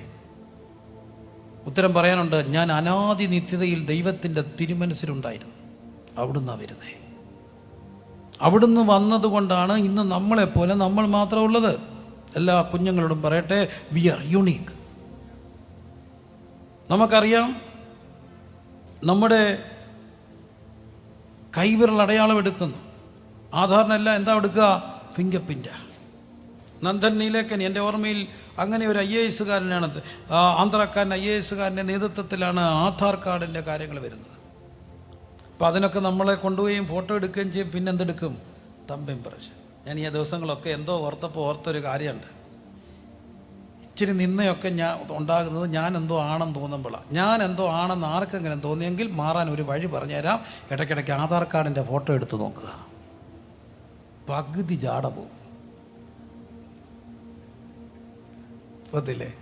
എന്തോ പടുതി കോലമാണ്, നീണ്ട മുഖവും. അതുകൊണ്ടാണ് എയർപോർട്ടിലൊക്കെ ചെന്നിട്ട് അവർ പറയും മാസ്ക് മാറ്റിക്കുക. ഇത് തന്നെയാണോ? ആധാർ ID ആണെങ്കിൽ 3 പ്രാവശ്യം അവർ നോക്കും. പാസ്പോർട്ടൊക്കെ ആണെങ്കിൽ അന്തരേ കയറിപ്പോളാൻ പോലെ. ആധാർ ആണെങ്കിലും നോക്കിയിട്ട് അവരിങ്ങനെ കുറേ നേരം നോക്കുന്നത് കാണാം. കാരണം അവർക്ക് ഇന്ത്യക്കാർക്ക് ജവാന് പിടി കിട്ടുന്നില്ല. ഇത് തന്നെയാണോ, അതാണോ, ഇതാണ്. അതുകൊണ്ട് അഹങ്കാരം കൂടുമ്പോൾ ആധാർ നോക്കിക്കണം. കുറച്ച് മാറ്റം വരും. ശരിയാണോ? ഇന്ന് പോയി നോക്കണേ, ഇന്ന് പോയി നോക്കണം. പകുതി മാറ്റം വരും. ഈ വലിയ ഒരുക്കും കോസ്മെറ്റിക്സും ബ്യൂട്ടി പാർലറും ഒക്കെ ഒന്ന് കുറയും. ആധാർ ഇതെല്ലാം കണ്ടാലും ആധാറല്ലേ. അപ്പം പക്ഷേ എന്തിനുകൊണ്ടാണ് ഈ കൈവിരലടയാളം എടുക്കുക? നമ്മളെപ്പോലെ നമ്മളെ ഉള്ളൂ. എന്തുകൊണ്ടാണ് DNA എടുക്കുക? സുകുമാരക്കുറുപ്പെന്നൊക്കെ പറഞ്ഞ് ഈയിടയ്ക്ക് ഒരു വലിയ ബഹളം ഉണ്ടായില്ലേ? എങ്ങനെ തിരിച്ചറിഞ്ഞത് മരിച്ചത് അദ്ദേഹം അല്ലെന്ന്? DNA. അപ്പം നമ്മുടെ DNA പോലെ നമ്മുടെ DNA ഉള്ളൂ. നമ്മുടെ കണ്ണിൻ്റെ കൃഷ്ണമണി പോലെ നമ്മുടെ കണ്ണിൻ്റെ കൃഷ്ണമണിയുള്ളൂ. കോടാനുകോടി ജനങ്ങൾ ഇറങ്ങി ഒഴുകിപ്പോകുന്ന എയർപോർട്ടുകൾ എന്തിനാ? നമ്മുടെ കണ്ണിൻ്റെ ഫോട്ടോ, നമ്മുടെ വിരലടയാളം നമ്മളെപ്പോലെ നമ്മളെ ഉള്ളൂ. അപ്പോൾ ഒരു കാര്യം ഓർക്കുക, വി ആർ യുണീക്ക്. അതുകൊണ്ടാണ് കർത്താവ് ചോദിക്കുന്ന ചോദ്യം, നീ എവിടുന്നാ ഹാഗർ വരിക? അർത്ഥം, ഞാൻ അവിടുത്തെ തിരുമനസ്സിൽ അനാദി നിത്യതയിൽ അങ്ങ് അവിടെ ഉണ്ടായിരുന്നു. ഇനി എങ്ങോട്ടാ പോകുക? ഞാൻ തിരിച്ച് അവിടേക്കുള്ള യാത്രയിലാണ്. എൻ്റെ ഫൈനൽ ഡെസ്റ്റിനേഷൻ അവിടെ എത്തുമ്പോഴേ തീരത്തുള്ളൂ. ഇടയ്ക്ക് വെച്ച് യാത്ര അവസാനിക്കരുത്. അതുകൊണ്ടാണ് പരസ്യത്തിനൊക്കെ നിൽക്കുന്നവർ പണ്ട് പാടുമായിരുന്നു, ജീവിത യാത്രക്കാരാ കാലടികൾ എങ്ങോട്ട്. ഭയങ്കര പാട്ടാ. നാശത്തിൻ പാതയോ ജീവൻ്റെ മാർഗമോ, ലക്ഷ്യം നിൻ മുൻപിലെന്ത്. എന്നെ കേൾക്കുന്ന പ്രിയപ്പെട്ടവരെ, എവിടെങ്കിലും ലക്ഷ്യം മാറിയിട്ടുണ്ടെങ്കിൽ ഓർത്തോണം, ഞാൻ എവിടേക്ക് പോകാനുള്ളവന്. ഞാൻ എവിടേക്കാ പോകുക? എവിടെ പോകും? കർത്താവിനോടൊപ്പം. ഇന്ന് മരിച്ചാൽ, ഇന്ന് കർത്താവ് വന്നാൽ ഞാൻ എവിടെ? അവിടുത്തോടൊപ്പം. എന്നെ പ്രിയപ്പെട്ട സുഹൃത്ത് ജെയിംസ് കുറിയാക്കോസ് എന്ന് പറഞ്ഞ ദൈവദാസൻ ഇന്ന് മരണശയ്യയില്ല. ആദ്യത്തെ ഒരു ബ്രെയിൻ ഓപ്പൺ സർജറി ശ്രീയിത്തരായി നടത്തി. രണ്ടാമത്തേത് ആസ്ത്ര മെഡിസിറ്റി നടത്താൻ വേണ്ടി പോകുമ്പോൾ എളിയവന് ഈ യാത്രയിലെല്ലാം ഉടനീളം ഉണ്ടായിരുന്നു. എന്നിട്ട് മാസ്റ്റർ മെഡിസിറ്റിയിലേക്ക് പോകാൻ നേരത്ത് അതിന് 2 ദിവസം മുമ്പ് ഞാൻ കർശനമായിട്ട് പറഞ്ഞ് നീ എങ്ങും പോകരുത്, കാരണം എവിടെയെങ്കിലുമൊക്കെ പോയി കോവിഡ് വല്ലതും വന്നാൽ ഓപ്പറേഷൻ നടക്കില്ല. എന്നിട്ടും ഞങ്ങളുടെ ഒരു ദൈവദാസൻ മരിച്ചപ്പം താൻ അവിടെ വന്നു, മൈക്കെടുത്ത് പ്രസംഗിച്ചു ദൈവദാസൻ്റെ ശവടക്കിൻ്റെ ശുശ്രൂഷയിൽ. പ്രിയരെ, എൻ്റെ സുഹൃത്ത് മരിച്ചു കിടക്കുന്നു. അടുത്ത ദിവസം എനിക്കൊരു ഓപ്പറേഷനുണ്ട്. പിന്നെ പ്രാർത്ഥിക്കണ്ടെന്ന് ഞാൻ പറയത്തില്ല, പക്ഷേ എല്ലാവരോടും ഞാൻ പറയട്ടെ, എന്നെ സ്നേഹിക്കുന്നവരോട്, എൻ്റെ ഓപ്പറേഷൻ്റെ സ്ഥിതി മറ്റൊന്നായാൽ നിങ്ങളെന്നെ പിടിച്ചു വെച്ച് പ്രാർത്ഥിക്കല്ലേ. ഞാൻ അവിടത്തേക്ക് പോകാൻ തയ്യാറാണ്. എങ്ങാനും പിടിച്ചു വെച്ചൊക്കെ ഇങ്ങനെ പ്രാർത്ഥിച്ച എൻ്റെ സുഹൃത്ത് പ്രിൻസിന് ഞാനൊരു ബുദ്ധിമുട്ടാവും. അത് വേണ്ട, ഞാനങ്ങ് വരാൻ തയ്യാറാണ്. നിങ്ങൾ ഒറ്റ കാര്യം പ്രാർത്ഥിക്കുക, അവിടുത്തെ ഇഷ്ടം നിറവേറട്ടെന്ന്. ആ ഓപ്പറേഷനും പരാജയപ്പെട്ടു. റിഗ്രറ്റില്ല, പോകാനാന്ന് നേരത്തെ പറഞ്ഞു. എവിടെ പോവും? നീ എവിടുന്നാണ് വരുന്നേ? എവിടേക്കാ പോവുക? വിശ്വാസിയായ സഹോദരങ്ങളെ, ഈ ബോധ്യം ഉണ്ടെങ്കിൽ വഴിമാറിപ്പോത്തില്ല. ഈ ബോധ്യം ഉണ്ടെങ്കിൽ നമുക്ക് ഉഴപ്പാൻ നേരമില്ല. ഈ ബോധ്യം ഉണ്ടെങ്കിൽ നമ്മുടെ പ്രാർത്ഥനാ ജീവിതം ഉഴപ്പത്തില്ല. ഞാൻ അവിടെ പോകാനുള്ളവനാ. അവിടെ പോകാനുള്ളവരോട് ചോദിക്കട്ടെ, ഇപ്പം എവിടെയാ? കർത്താവിൻ്റെ വേല ബലമേൽപ്പിച്ചവർ സുവിശേഷകർ, ഇടയന്മാർ മാത്രമല്ല, വരുന്ന ഓരോ വ്യക്തികൾക്കും ദൈവം ഒരു ഉത്തരവാദിത്തം ഏൽപ്പിച്ചിട്ടുണ്ട്. നീ ഇപ്പം എവിടെയാ? ഈ യാത്രയിൽ പോകേണ്ടവർ ഇപ്പം എവിടെയാ? അത് മുന്നിൽ നിൽക്കുന്നവർക്ക് മാത്രമല്ല ഉത്തരവാദിത്തം. ഹൃദയം നിറഞ്ഞ് പറയുക, നെഞ്ചുകീറി പറയുക,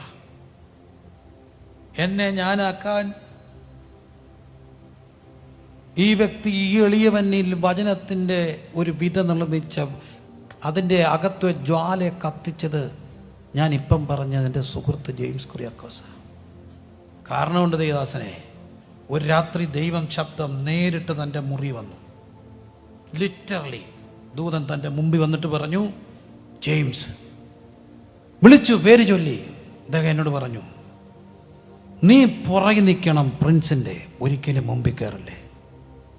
എല്ലാം കൊണ്ടും എന്നെക്കാട്ടിലും ശ്രേഷ്ഠൻ, നീ മുമ്പിൽ കയറല്ലേ. എന്നിട്ട് നീ അവനെ ഇങ്ങനെ തള്ളി തള്ളി തള്ളി തള്ളി കൊണ്ടുപോകണം. ആശയങ്ങളുടെ കലവറകളായിരുന്നു എൻ്റെ സുഹൃത്ത്, ആശയങ്ങളുടെ കലവറകൾ. ദൈവം വന്ന് പറഞ്ഞു, നിനക്ക് ഞാൻ ആശയങ്ങളും ചിന്തകളും തരാം, നീ അത് മുഴുവൻ പ്രിൻസിനെ ഏൽപ്പിക്കണം. അവൻ ലോകം മുഴുവൻ അത് വ്യാപാരം ചെയ്യും. എന്നിട്ട് നീങ്ങി വാ, ഞാൻ നിനക്ക് പ്രതിഫലം തരാം. ഒരിക്കൽ പോലും വേദി പങ്കിടാൻ വന്നില്ല. എളിവനെ ഇങ്ങനെ തള്ളിവിടും. അർദ്ധരാത്രിയിൽ വന്ന് ഉണർത്തിക്കൊണ്ട് പോയിട്ട് സോഫയെ ഇരുത്തും. എടുക്കടാ ബുക്ക്, എടുക്കടാ നോട്ട് ബുക്ക്, എഴുതടാ. എങ്ങാണം തെറ്റിപ്പോയാ വഴക്ക്. ഉറങ്ങാതെ കട്ടും കാപ്പിയും കുടിച്ച് രാത്രി എൻ്റെ കൂടെ ഇരിക്കും വയ്യാഞ്ഞിട്ട്. എന്നാ എടാ, എന്നോട് ദൈവം പറഞ്ഞടാ, നിന്നെ ഏൽപ്പിക്കാൻ എനിക്ക് അവിടെ ചെല്ലുമ്പോൾ തരാം. ദൗത്യങ്ങൾ വിവിധങ്ങളാ. എവിടെയാ? എല്ലാവർക്കും ഉത്തരവാദിത്തം. ഇന്ന് എളിയവനെ അങ്ങനെ തള്ളാൻ ഒരാളില്ല.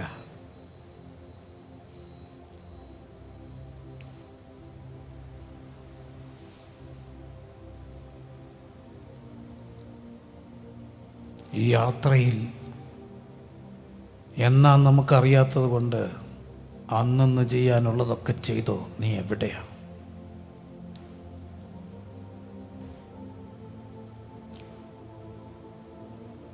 എന്നിട്ടും ലാസ്റ്റ് ഓപ്പറേഷന് മുമ്പ് ഇന്ന് ഞാൻ വാട്സപ്പിൽ കണ്ടു, പുത്തൻ 5 മെസ്സേജിൻ്റെ ക്ലാസ് ഇട്ടിട്ടാ പോയേ. എടാ, നാളെ എനിക്ക് പറയാനൊക്കെ അറിയില്ല. അതിനകത്ത് പലതും തെറ്റി, കാരണം കുഴയായിരുന്നു.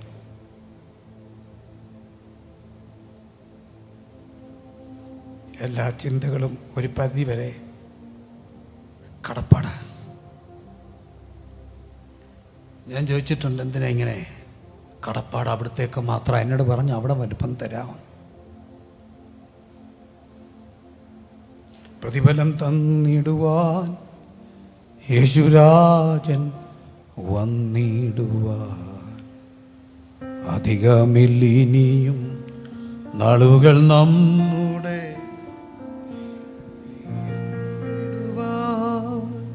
അധികമില്ലിനിയും നാളുകൾ നമ്മുടെ വ്യാധികൾ തീർന്നിടുവാൻ. കാലമെല്ലാം കഴിയും, ഇന്നു കാൺമതെല്ലാം അഴിയും. കാലമെല്ലാം കഴിയും, ഇന്നു കാൺമതെല്ലാം അഴിയും. പിന്നെ പുതുയുഗം പിരിയും, തിരികെ വരാതെ നാം നിത്യതയിൽ മറയും. പിന്നെ പുതുയുഗം പിരിയും, തിരികെ വരാതെ നാം നിത്യതയിൽ മറയും.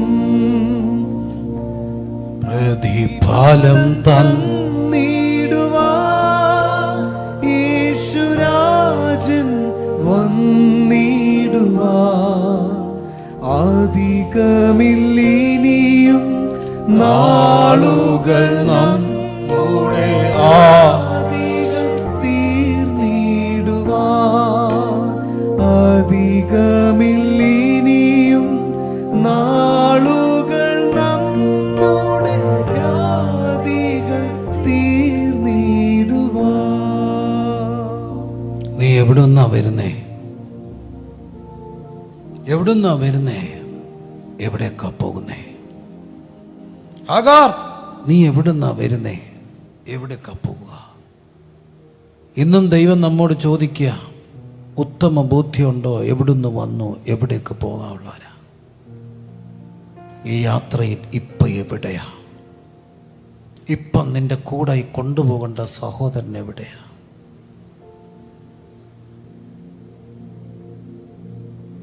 നമ്മുടെ ഏക ചോദ്യം എന്ത് തരുമെന്നാ? എല്ലാം തരാം, പക്ഷെ എവിടെ പോവുക? മുമ്പോട്ട് പോകട്ടെ. അടുത്ത ചോദ്യം ഉൽപ്പത്തി പുസ്തകം 27-ാം അധ്യായത്തിലേക്ക് വരുമ്പോൾ കണ്ടെത്തിയ ചില ചോദ്യങ്ങൾ, മറ്റ് ചോദ്യങ്ങളുമുണ്ട്, എങ്കിലും 27-ാം അധ്യായത്തിലേക്ക് വരികയാണ്. പ്രച്ഛന്ന വേഷം കെട്ടിയാടിയ ഒരാൾ അവിടെ നാം കാണുന്നു. ലോകത്ത് ആദ്യമായിട്ട് ഫാൻസി ഡ്രസ്സ് കളിക്കാൻ ശ്രമിച്ച ഒരാളുണ്ട്, യാക്കോബ. ഫാൻസി ഡ്രസ്, വേഷപ്രച്ഛന്ന മത്സരം, ആൾമാറാട്ടം കളിക്കുക, പല രീതിയിൽ അത് ചെയ്യാം. അങ്ങനെ അപ്പൻ അവസാനം കണ്ണ് കാണാതായ അപ്പൻ പറഞ്ഞു, എനിക്ക് നല്ല ഭക്ഷണം വേണം, അനുഗ്രഹം തരാം. മൂത്ത മോൻ ഏശാവിനോടാണ് പറഞ്ഞത്. പക്ഷെ അമ്മ ഇത് കേട്ടിട്ട് അനിയനെ വേഷം കെട്ടിച്ചു.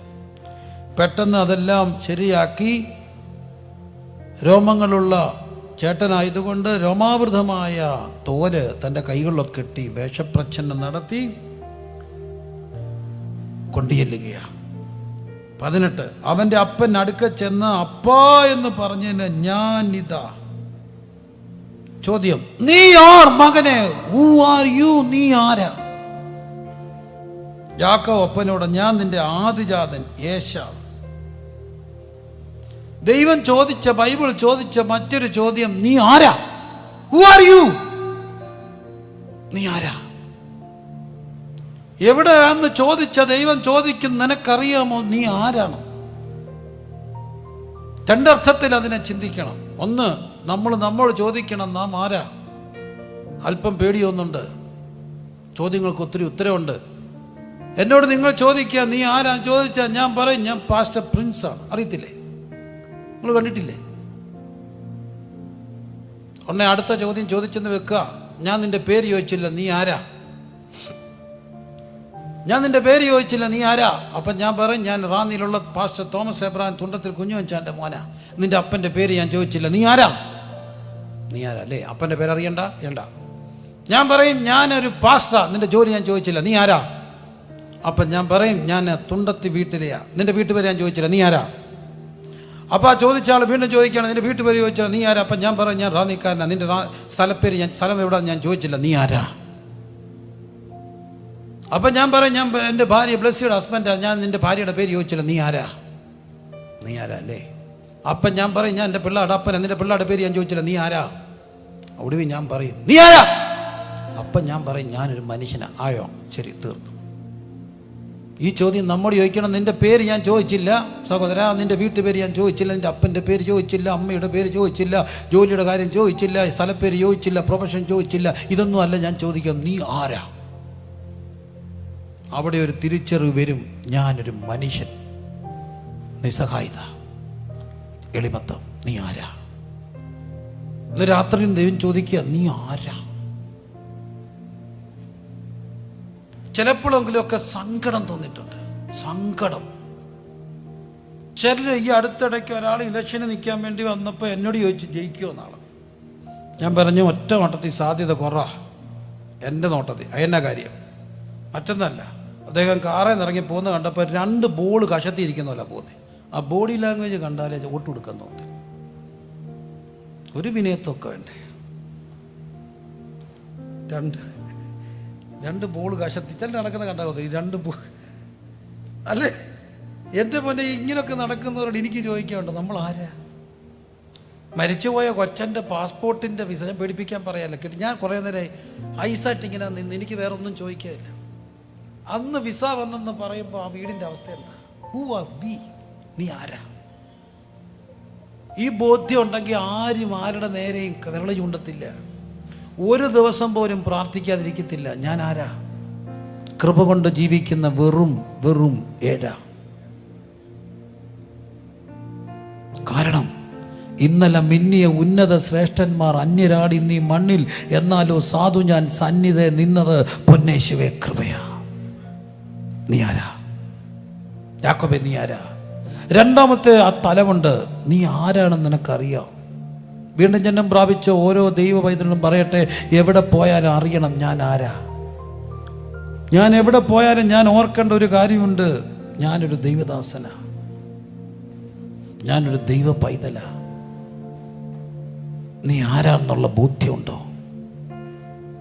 അതോ എവിടെയോ വേഷം മാറിയിട്ടുണ്ടോ? ഒരിടത്തൊരു വേഷം, മറ്റൊരിടത്ത് മറ്റൊരു വേഷം, പ്രച്ഛന്ന വേഷം. ദൈവം പറയുന്നു, ഡ്യുവലിസം, പല മുഖങ്ങൾ. നീ ആരാ? പറയാൻ കഴിയോ? ഞാനൊരു എളിയ ദാസൻ.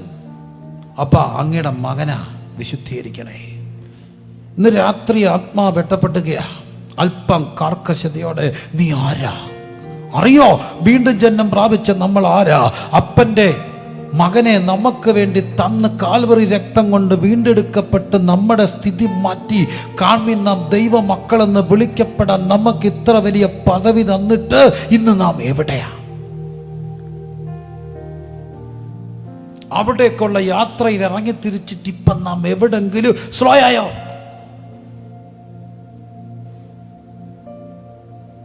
നീ ആറ്? ഉത്തരം പറയാമായിരുന്നു യാക്കോബിന്, ശരി ഉത്തരം, ഞാൻ ആരാണെന്ന്. പക്ഷെ പറഞ്ഞില്ല. നീ ആരാ? മുമ്പോട്ട് പോട്ടെ. 1, നീ എവിടെ? 2, നിന്റെ സഹോദരൻ എവിടെ? 3, നീ എവിടെ നിന്ന് വരുന്നു, എവിടേക്ക് പോകുന്നു? 4, നീ ആരാ? അടുത്ത ചോദ്യം സംഖ്യയുടെ പുസ്തകത്തിലേക്ക് വരുമ്പോ നാം കാണുകയാണ് 22-ാമത്തെ അധ്യായം. അവിടെ നാം കാണുന്നു, ബിലയാമിന്റെ അടുക്കലേക്ക് വരികയാണ് ബാലാക്കിന്റെ ആൾക്കാർ. എന്തിനാ? ഇസ്രായേൽ മക്കളെ ശപിക്കണം. 22 7-ാം വാക്യം, സംഖ്യ 22:7. എന്നെ ചിന്തിപ്പിച്ച കുറെ ചോദ്യങ്ങൾ. മോവാബി മൂപ്പന്മാരും മിദ്യാന മൂപ്പന്മാരുടെ കയ്യിൽ പ്രതിഷ്ഠാദർശനീയമായി ബിലയാമിന്റെ അടുക്കൽ ചെന്ന് ബാലാക്കിന്റെ വാക്കുകളെ അവനോട് പറഞ്ഞു, ശപിക്കണം. അവൻ അവരോട്, ഇന്ന് രാത്രി ഇവിടെ പാർപ്പിന് യഹോവ എന്നോട് അരുളി ചെയ്യുന്ന പോലെ ഞാൻ നിങ്ങളോട് ഉത്തരം പറയാമെന്ന് പറഞ്ഞു. മോവാബിയ പ്രഭുക്കന്മാർ ബിലയാമിനോടുകൂടെ പ്രാർത്തു. ദൈവം ബിലയാമിന്റെ അടുക്കൽ വന്നിട്ട് ചോദിച്ചു, നിന്നോട് കൂടെയുള്ള ഈ മനുഷ്യർ ആരാ? നിന്റെ കൂടെ ഇന്നുള്ളത് ആരാ? നിന്റെ കൂടെ ഉള്ളത് ആരാ? അത് പറയാൻ കഴിയണം. അമ്മയാണെന്ന് പറയാൻ കഴിയാത്ത മക്കളുണ്ട്. ഇതെൻ്റെ അമ്മയാ, അമ്മയ്ക്ക് സൗന്ദര്യം പോരാ. മനസ്സിലൊക്കെ ഇങ്ങനെ മുറിഞ്ഞു കിടക്കുന്ന കഥകളുണ്ട് കുഞ്ഞിലെ. അതൊക്കെ കേട്ടിട്ടുള്ള കഥകളായിരിക്കാം നിങ്ങൾ. തീപ്പൊള്ളലൊക്കെ ഏറ്റ് നമ്മളങ്ങനെ മുഖമൊക്കെ കരിവാളിച്ചു പോയ അമ്മ, വികൃത രൂപമായി പോയ അമ്മ. സുന്ദരിയായ കുഞ്ഞ് കോളേജിൽ പഠിക്കുക, കൂട്ടുകാരെല്ലാമായിട്ട് വീട്ടിലേക്ക് വന്നു. എന്താ കുടിക്കാൻ? ചൂട് വേണോ തണുപ്പ് വേണോ? ഒരാൾ പറഞ്ഞു തണുത്തത് മാറ്റി, മറ്റൊരാൾ പറഞ്ഞു ചൂട് മാറ്റി, മറ്റൊരാൾ പറഞ്ഞു ഞാൻ പാല് ഉപയോഗിക്കില്ല, എനിക്ക് സുലൈമാനി മതി. ഓർഡർ: ഒരു സുലൈമാനി, ഒരു ചായ, ഒരു തണുത്ത വെള്ളം, ഒരു ട്രെയിൽ. ഇതെല്ലാം കൊണ്ട് കൊടുത്തു അമ്മ. പോയപ്പം പതുക്കെ കൂട്ടുകാരി ചോദിച്ചു, ആരാ ഇത്? അവൾ പറഞ്ഞെന്ന് വേലക്കാരിയാ. മിണ്ടിയില്ല അമ്മ. വീണ്ടും അവർ ചോദിച്ചതൊക്കെ കൊടുത്ത് അവരെ ആഘോഷമാക്കി യാത്ര വിട്ടിട്ട് മോളെ വിളിച്ചിട്ട് പറഞ്ഞു പോലും, മോളെ, ഇന്ന് നിന്നെ കാണുന്നവർ അന്ന് എന്നെ കണ്ടിട്ടുള്ളവർ പറയും നീ ഇരുന്ന പോലെ ഇവിടെ ഇരിക്കുക. എൻ്റെ അമ്മ സുന്ദരിയായിരുന്നു. പക്ഷെ നീ കുഞ്ഞായി കിടന്ന ഒരു രാത്രിയിൽ നമ്മുടെ വീടിന് തീ പിടിച്ചു. നീ അകത്തെ മുറിയിൽ എല്ലാവരും മറന്നു. എൻ്റെ കുഞ്ഞ് എന്ന് പറഞ്ഞ് ഞാൻ ആ തീക്കകത്ത് കയറി നിന്നെ വാരിയെടുത്ത് പുറത്ത് കൊണ്ടുവന്നപ്പോഴത്തേന് അമ്മയുടെ ഡ്രസ്സിന് തീ പിടിച്ചിരുന്നു. എടുത്തെറിഞ്ഞു കൊടുത്തിട്ട് തീ അണയ്ക്കാൻ ശ്രമിക്കുന്നിടയിൽ മുഖം കരിവാളിച്ചു. അതുകൊണ്ടാണ് നീ ഇന്ന് സുന്ദരി. എന്താ അങ്ങനെ പറയാൻ കഴിയാത്ത? ഇതെൻ്റെ അമ്മയാ. നിൻ്റെ കൂടുള്ളത് ആരാ? നിൻ്റെ കൂടുള്ളത് ആരാ? ഇതെൻ്റെ സ്വന്തം ഭാര്യ. കൂടുള്ളത് ആരാ? എൻ്റെ അപ്പനാ.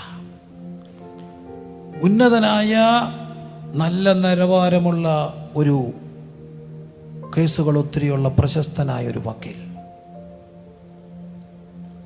ഒരു പ്രമുഖ സദസ്സ്, ജഡ്ജിമാരും അങ്ങനെയുള്ളവരൊക്കെ അടങ്ങുന്ന ഒരു സദസ്സിൽ ഞാൻ കണ്ടു. അടുത്ത് ഇന്നൊരു പാവം പിടിച്ച തൻ്റെ കൂടെ ഇരുന്ന് ആരാധിക്കുന്ന ഒരു സാധുവായ കൂലിപ്പണിക്കാരനായ സഹോദരനെ ചേർത്ത് പിടിച്ചിട്ട് അവരെ പരിചയപ്പെടുത്തി, ഞങ്ങളുടെ കൂട്ടായ്മക്കാരനാ, കല്യാണത്തലേന്ന് വീടിൻ്റെ ആഘോഷത്തിൽ വന്നെടുത്ത പ്രമുഖരെയും ജനപ്രതിനിധികളെയും ചേർത്ത് പിടിച്ച് പരിചയപ്പെടുത്തി, ഇതെൻ്റെ പാസ്റ്റർ, ഇത് ഞങ്ങളുടെ കൂട്ടായ്മക്കാർ. ആരാ കൂടല്ലേ? പക്ഷെ മറ്റൊരു കാര്യം കൊണ്ട് ചെല്ലൊക്കെ കൂടെ കൊണ്ട് നടക്കുന്ന മറ്റൊരാളെ നോക്കിയിട്ട് പരിചയപ്പെടുത്തി, എൻ്റെ കസിനാണെന്ന്. കസിൻ എന്ന് പറയാനൊക്കെ ഇല്ല. ഞാൻ കണ്ടിട്ടുണ്ട് ഈ കസിൻസൊക്കെ കസിൻസ് അല്ലാതെ പരിചയപ്പെടുന്നു. കാരണം അവർക്ക് ആരാ കസിൻ എന്ന് എനിക്കറിയാമല്ലോ. തെറ്റായ കൂട്ടുകെട്ടുകൾ അബദ്ധങ്ങളിൽ കൊണ്ടെത്തിക്കും. എന്നാൽ നേരിൻ്റെ കൂട്ടുകളെ ചേർത്ത് പിടിക്കാൻ കഴിയാതെ പോവുകയാണ്. സ്വന്തം അമ്മയെ ചേർത്ത് പിടിക്കാൻ കഴിയാതെ, അമ്മ വിളിക്കുമ്പോൾ ഫോൺ എടുക്കാൻ കഴിയാതെ, ഇതെൻ്റെ പാസ്റ്ററാണെന്ന് പറയാനുള്ള ലജ്ജ, ഇതെൻ്റെ കൂട്ടു സഹോദരങ്ങളാണെന്ന് പറയാൻ കഴിയാത്തത്. കർത്താവ് ചോദിക്കുന്നു, കൂടുള്ളത് ആരാ? അതിനെ ഒഴിവാക്കിയിരുന്നെങ്കിൽ അബദ്ധങ്ങൾ ഉണ്ടാകില്ലായിരുന്നു. വീണ്ടും ബാലാക്കാളെ വിട്ടപ്പോൾ വീണ്ടും അവരെ താമസിപ്പിച്ചു. ദൈവം ഒന്നുകൂടെ എന്താ പറയുന്നത്? അങ്ങനെ ഒരു കാര്യം ചോദിക്കേണ്ട ആവശ്യമില്ല. വീണ്ടും അവരുടെ കൂടെ പോകുമ്പോൾ ദൂതൻ വഴി നിൽക്കുന്നു. അവൻ അറിഞ്ഞില്ല, പക്ഷെ കഴുത അറിഞ്ഞു. ഒരു വട്ടം മാറിപ്പോകുന്നു, ഒരു വട്ടം ഇടുക്ക് വഴി നിൽക്കുന്നു, ഞെരുങ്ങുന്നു, കാല് നൊമ്പരപ്പെടുന്നു, അടിക്കുന്നു. മറ്റൊരു വട്ടം കഴുത ഇരിക്കുന്നു. ഒടുവിൽ കഴുത വാ തുറന്ന് സംസാരിക്കും. കൂടുള്ളത് ശരിയല്ലെങ്കിൽ ദൂതൻ നിന്നെ ബുദ്ധിമുട്ടിക്കും. പക്ഷേ മൃഗത്തിനറിയാം, കാള തൻ്റെ ഉടയവനെയും കഴുത തൻ്റെ യജമാൻ്റെ പുൽത്തട്ടി അറിയുന്നു. എൻ്റെ ജനമോ എന്നെ അറിയുന്നില്ല. കൂടുള്ളത് ആരാ? അടുത്ത ചോദ്യം, കൂടുള്ളത് ആരാ? മുമ്പോട്ട് വേഗത്തിൽ പോകട്ടെ. ഏറ്റവും പ്രശസ്തനായ, അല്ലെങ്കിൽ എന്താ പറയുക, ശീഘ്രതയുള്ള മൂർച്ചയുള്ളൊരു മനുഷ്യൻ തിശ്ബെന്നുള്ള തിശ്ബെനായ ഏലിയാവിനെ നാം രാജാക്കന്മാർ പുസ്തകത്തിൽ കാണുക. ശക്തനായ മനുഷ്യൻ. പക്ഷെ കാണുന്നു, ഒറ്റ ദിവസം ഇങ്ങോട്ട് വന്നിട്ടൊരു പറച്ചില്. എന്താ പറഞ്ഞത്? ഗിലെയാദിലെ തിശ്ബെനായ ഏലിയാവ് 1 രാജാക്കന്മാർ 17 വന്നിട്ട് പറഞ്ഞു, ഞാൻ പറഞ്ഞിട്ടല്ലാതെ ഈ ആണ്ടി മഞ്ഞും മഴയും പെയ്യത്തില്ല. എന്നാൽ മുമ്പോട്ട് പോവുകയാണ്. മുമ്പോട്ട് പോകുമ്പോൾ വല്ലാതെ പേടിക്കുന്ന ഒരു ഏലിയാവിനെ നമുക്ക് കാണാൻ കഴിയും. പക്ഷേ കർമ്മേലിൻ്റെ പർവ്വതത്തിലൊക്കെ വലിയ അത്ഭുതങ്ങളൊക്കെ ചെയ്തെങ്കിലും ഏലിയാവ് ചെയ്തതും പ്രവാചകന്മാരെ കൊന്ന വിവരമൊക്കെയും ആഹാബ് ഇസബേലിനോട് പറഞ്ഞു. 1 രാജാ 19. ഇസബേൽ ഏലിയാവിൻ്റെ അടുക്കൽ ഒരു ദൂതനെ അയച്ചിട്ട് പറഞ്ഞു, നാളെ ഈ നേരത്ത് ഞാൻ നിന്റെ ജീവനെ അവരിൽ ഒരുത്തൻ്റെ ജീവനെ പോലെ ആക്കുന്നില്ല എങ്കിൽ ദേവന്മാർ എന്നോട് തക്കവണ്ണോ അധികം ചെയ്യുമാറാകട്ടെ. അവൻ ഭയപ്പെട്ടു, എഴുന്നേറ്റു, ജീവരക്ഷയ്ക്കായി പുറപ്പെട്ട യഹൂദയ്ക്കും ബേർശേബയിൽ ചെന്ന് അവിടെ തൻ്റെ ബാല്യക്കാരനെ താമസിച്ചു. താനോ മരുഭൂമിയിൽ ഒരു ദിവസത്തെ വഴി ചെന്ന് ഒരു ചൂരച്ചെടിയുടെ തണലിരുന്ന് മരിപ്പാനിച്ഛിച്ചു. ശക്തനായ ദൈവദാസൻ ഏലിയ എന്തുണ്ടായി? Suicide tendency. വേദോസം പച്ചയ്ക്ക് പഠിച്ച ഈ മനുഷ്യന് എന്താഗ്രഹിച്ചു? മരിപ്പാൻ. ഇന്ന് ലോകത്തിൻ്റെ ഒരു പ്രശ്നമാണ് സൂയിസൈഡൽ ടെൻഡൻസി, നിരാശ, വിഷാദരോഗം. കോവിഡ് ട്രിഗർ ചെയ്ത ഒരു വലിയ പ്രശ്നം സൂയിസൈഡൽ ടെൻഡൻസിയും മാനസിക രോഗങ്ങളും വിഷാദതലങ്ങളും. ഏലിയ ഒരു നിമിഷം ഈ ആത്മഹത്യ എന്നൊക്കെ പറയുന്നതുണ്ടല്ലോ, അഡ്രസ്സ് ചെയ്യപ്പെടേണ്ട വിഷയമാണ്. നമ്മൾ അഡ്രസ്സ് ചെയ്തില്ല, പിന്നെ ആരാ അഡ്രസ്സ് ചെയ്യണ്ടേ? പക്ഷെ ഒന്നെനിക്കറിയാം, ഞാൻ ഈ അടുത്തിടയ്ക്ക് പൗരുഷനിലത് കാര്യം പറഞ്ഞു. ആത്മഹത്യ ഒറ്റ സ്പ്ലിറ്റ് ഓഫ് സെക്കൻഡ് മാറിപ്പോകും.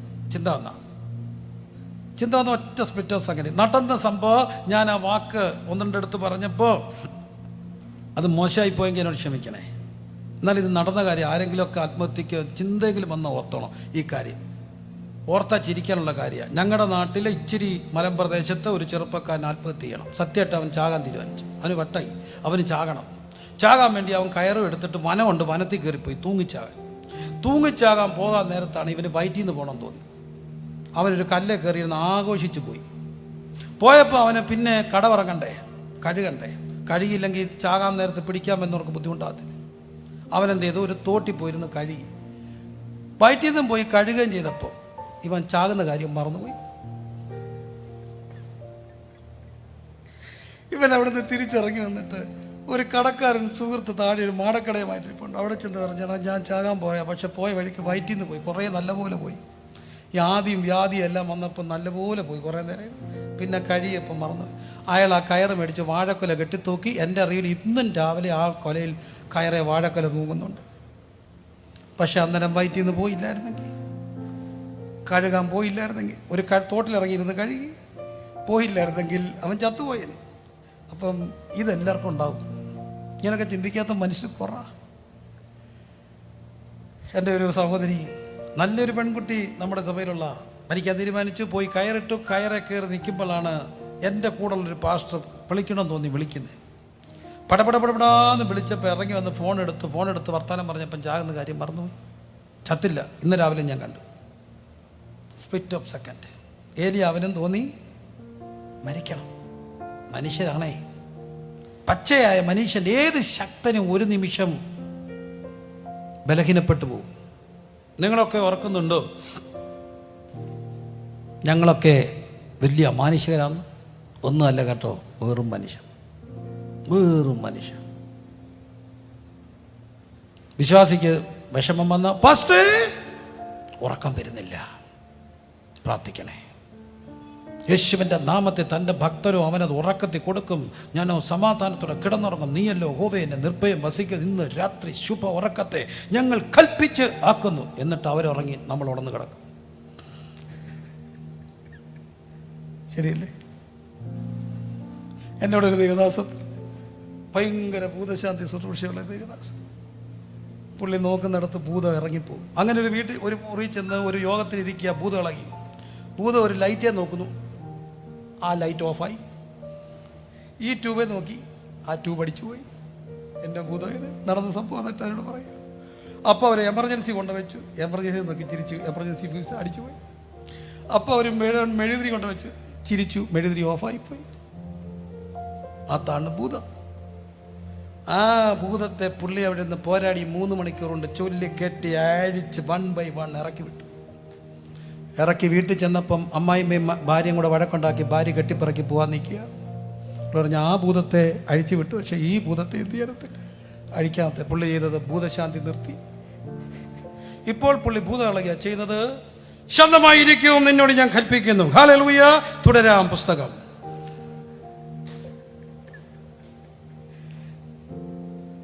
പറയാനൊക്കൂ.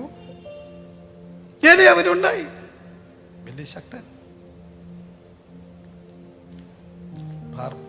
വിശ്വാസികൾ ഉറക്കം വന്നില്ലെങ്കിൽ എന്നെ വിളിച്ച് പ്രാർത്ഥിക്കും. പക്ഷേ ഈ ദിവസങ്ങളായിട്ട് അങ്ങ് മരിക്കണം മരിക്കണം മരിക്കണമെന്ന് മാത്രം. യേശുവിൻ്റെ നാമത്തിൽ ദുഷ്ടാത്മാവ് വിട്ടുപോ പോവും. ഉറപ്പാ. എനിക്ക് മരിക്കണം തോന്നിയാൽ ഞാൻ ആരോട് പറയും? സത്യമായിട്ട് നിങ്ങൾ ഓർത്തേരി, ഞാൻ ആരോട് പറയും? ശരി, പക്ഷേ ആരോട് പറയും? ഞങ്ങളുടെ തമ്പിച്ചാണ്ട് പറഞ്ഞാൽ പറയും അവൻ ഈടെയായിട്ട് പിശാചി കയറിയേക്ക. വിശ്വാസിയോട് ചോദിച്ചാൽ പറയും ആ പാസ്റ്റ കൈവപ്പ് മേടിക്കരുത്, അങ്ങേർക്ക് പ്രശ്നം, നമുക്ക് വ്യാപാരം വരും. ഏലിയാവ് ശക്തൻ, താണ്ട് ചത്താ മതി. This is the reality of the Bible. എപ്പോഴും പ്രസന്റ് ചെയ്യുന്നത് ഒരു അതിഭൗതികതയും അമാനുഷികതയും ഒന്നും അല്ല, റിയൽ മനുഷ്യരെ ഇങ്ങനെ. അതുകൊണ്ടാണ് ഇന്നും ഈ 2022 ഈ പുസ്തകം ഇങ്ങനെ മാറോട് ചേർത്ത് പിടിച്ച് മനുഷ്യൻ വായിച്ച് കരയുന്നേ. ഏലിയാവ്, തിശ്ബി എന്നുള്ള തിശ്ബിന ഏലിയാവ് ഒറ്റ പോക്ക് കർമ്മേൽ ചെന്നിട്ട് ഒറ്റയ്ക്ക് ഒരു നിപ്പ്. എത്ര പ്രവാചകന്മാരെല്ലാം കൂടെ വന്നിട്ട് പറഞ്ഞു വിളിക്ക. ധൈര്യം. ഓ, എന്തൊരു ധൈര്യം അതൊക്കെ. അവരുടെ എല്ലാ ധൈര്യത്തിന്റെ മുമ്പിൽ ഉച്ചരാര് വിളിച്ചിട്ടും ഒന്നും ഇറങ്ങിയില്ല. എല്ലാത്തിനും എന്നിട്ടൊരു കാളയിൽ വെള്ളം കോരി ഒഴിച്ചിട്ട് ഒറ്റ ഞാൻ നിന്റെ ദാസനെന്നും നീ അങ്ങ് പറഞ്ഞിട്ടാ ഞാനിത് ഇപ്പത്തടിക്കണം. തെളിയിച്ചെല്ലാം കഴിഞ്ഞ് താണ്ട് കിടക്കുന്നു, ചാകണം. This is the life. പക്ഷെ അവിടെ എനിക്കൊരു ഇഷ്ടമുണ്ട്. കർത്താവ് വന്ന് ചോദിച്ചു, നിനക്കെന്താ ഇവിടെ കാര്യം? ചോദ്യം, നീ ഇവിടെ കിടക്കേണ്ടവനല്ല, നിനക്ക് ദൂരെ യാത്ര ചെയ്യാനുണ്ട്.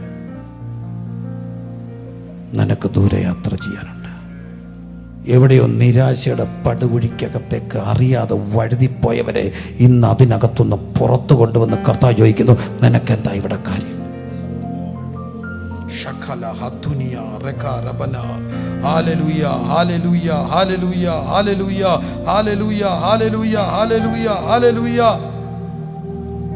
എഴുന്നേറ്റ് തിന്നുക, നിനക്ക് ദൂരയാത്ര ചെയ്യാനുണ്ട്.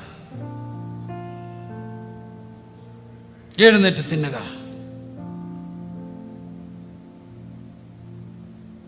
എഴുന്നേറ്റ് തിന്നുക. എൻ്റെ പ്രാണനെ എടുത്തുകൊണ്ടമേ. ഇന്നെന്നെ കേൾക്കുന്ന പ്രിയപ്പെട്ടവരെ, മനുഷ്യർ ഇങ്ങനൊക്കെ പ്രയാസപ്പെടുമ്പോൾ തമ്പുരാൻ തട്ടി ഉണർത്തും. നിനക്കെന്താ? നീ എഴുന്നേറ്റേ. എന്തിനെ കിടക്കുന്നേ? എവിടെയോ ക്ഷീണിച്ചു പോയവരെ ഇന്ന് രാത്രി കർത്താവ് തട്ടുന്നുണ്ട്. എന്തിനാ? ഒരു ദൂരയാത്രയ്ക്ക് വേണ്ടി. അത് ചെവി കേൾക്കുന്നവർ, ഞാൻ വളരെ ശാന്തമായിട്ടാണ് പറയുന്നേ, പക്ഷെ എനിക്കറിയാം തട്ടി എഴുന്നേൽപ്പിക്കുന്ന രാത്രിയാണ്. എന്തുകൊണ്ട്? ഒരു ദൂരയാത്ര ചെയ്യാനുണ്ട്. നിരാശയെ കടക്കരുതേ. കർത്താവിൻ്റെ വേല ചെയ്തിട്ട് എവിടെയോ നിരാശപ്പെട്ടു പോയവർ, പ്രത്യേകിച്ച് വാക്കിൻ്റെ മുമ്പിൽ ക്ഷീണിച്ചു പോയവർ, യേശുവിൻ നാമത്തിൽ ദൂതൻ നിങ്ങളെ തട്ടുകയാണ്. എഴുന്നേറ്റേ. നിനക്ക് ഒരു ദൂരയാത്ര. നാം എഴുന്നേറ്റാൽ, നാം മുമ്പോട്ട് പോയാ, നാം ആരാന്ന് നാം സമ്മതിച്ച, നമ്മുടെ കൂടെയുള്ളവർ ആരാന്ന് സമ്മതിച്ച, നാം എവിടെ ഒന്ന് വരുന്നു, എവിടെയൊക്കെ പോകുന്നുവെന്ന് നാം തിരിച്ചറിഞ്ഞാൽ, ദൈവം ഒരു കാര്യം ചോദിക്കും. റോമർക്ക് എഴുതിയ ലേഖനത്തിൽ നാം അത് വായിക്കുന്നു. യഹോവ അനുകൂലമെങ്കിൽ പ്രതികൂലമാര്?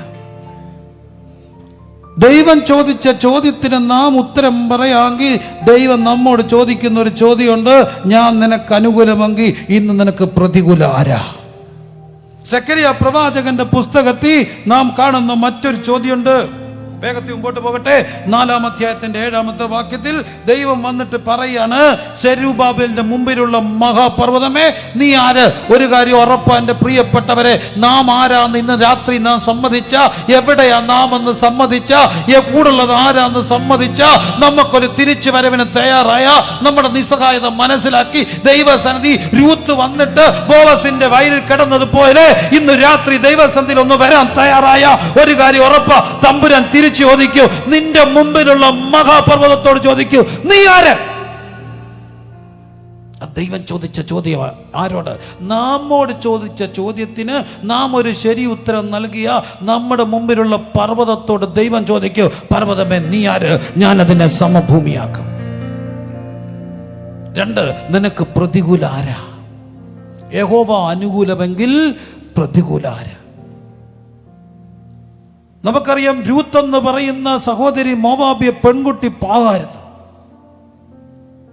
ചെറുപ്പത്തിലെ വൈധവത്യത്തിന്റെ നൊമ്പരങ്ങൾ ഏക്കപ്പെടേണ്ടി വന്ന ആ സാധു പെൺകുട്ടി അമ്മായിമ്മയോട് പറഞ്ഞു, നിന്റെ ദൈവം എൻ്റെ ദൈവം, നീ പാർക്കുന്നിടത്ത് ഞാൻ പാർക്കും. അവർ രണ്ടും കൂടെ യാത്ര തിരിച്ച് മുമ്പോട്ട് പോകുന്നു. അവരാ ബേത്ലഹേമിലേക്ക് വരികയാണ്. എന്നിട്ട് കാലാപറയ്ക്ക് ജീവിക്കാൻ അവൾ ആഗ്രഹിച്ചു. കാലാപറയ്ക്ക് ജീവിക്കാൻ ആഗ്രഹിച്ച പെൺകുട്ടി അമ്മായിമ്മയുടെ നിർദ്ദേശപ്രകാരം ബോവസിന്റെ വയലിൽ ചെന്നിട്ട് അവൻ്റെ പാദത്തിൽ കിടക്കിയ ബോവസ് ഞെട്ടി ഉണർന്നൊരു ചോദ്യം ചോദിച്ചു, നീ ആരാ? ഉത്തരം പറഞ്ഞു, ഞാൻ നിന്റെ ദാസിയായ രൂത്ത്, നീ എൻ്റെ വീണ്ടെടുപ്പുകാരനല്ലോ. എവിടെയോ നിരാശയുടെ പടുകുഴിക്കകത്ത് പെട്ടിട്ട് മരിക്കാൻ ആഗ്രഹിക്കുന്ന, ഇനി മുമ്പോട്ട് പോകാൻ ഒക്കത്തില്ലെന്ന് പറയുന്ന വ്യക്തികളോട് കർത്താവ് പറയുന്നു, ഇന്ന് രാത്രി ആ വീണ്ടെടുപ്പുകാരൻ്റെ കാൽ ചുവട്ടിൽ വന്നിട്ട് ഞാൻ നിന്റെ ദാസി എന്ന് പറഞ്ഞ ഒരു കാര്യം ഉറപ്പാ, വീണ്ടെടുപ്പുകാരൻ്റെ പുതപ്പ് നമ്മുടെ മേ വീഴും.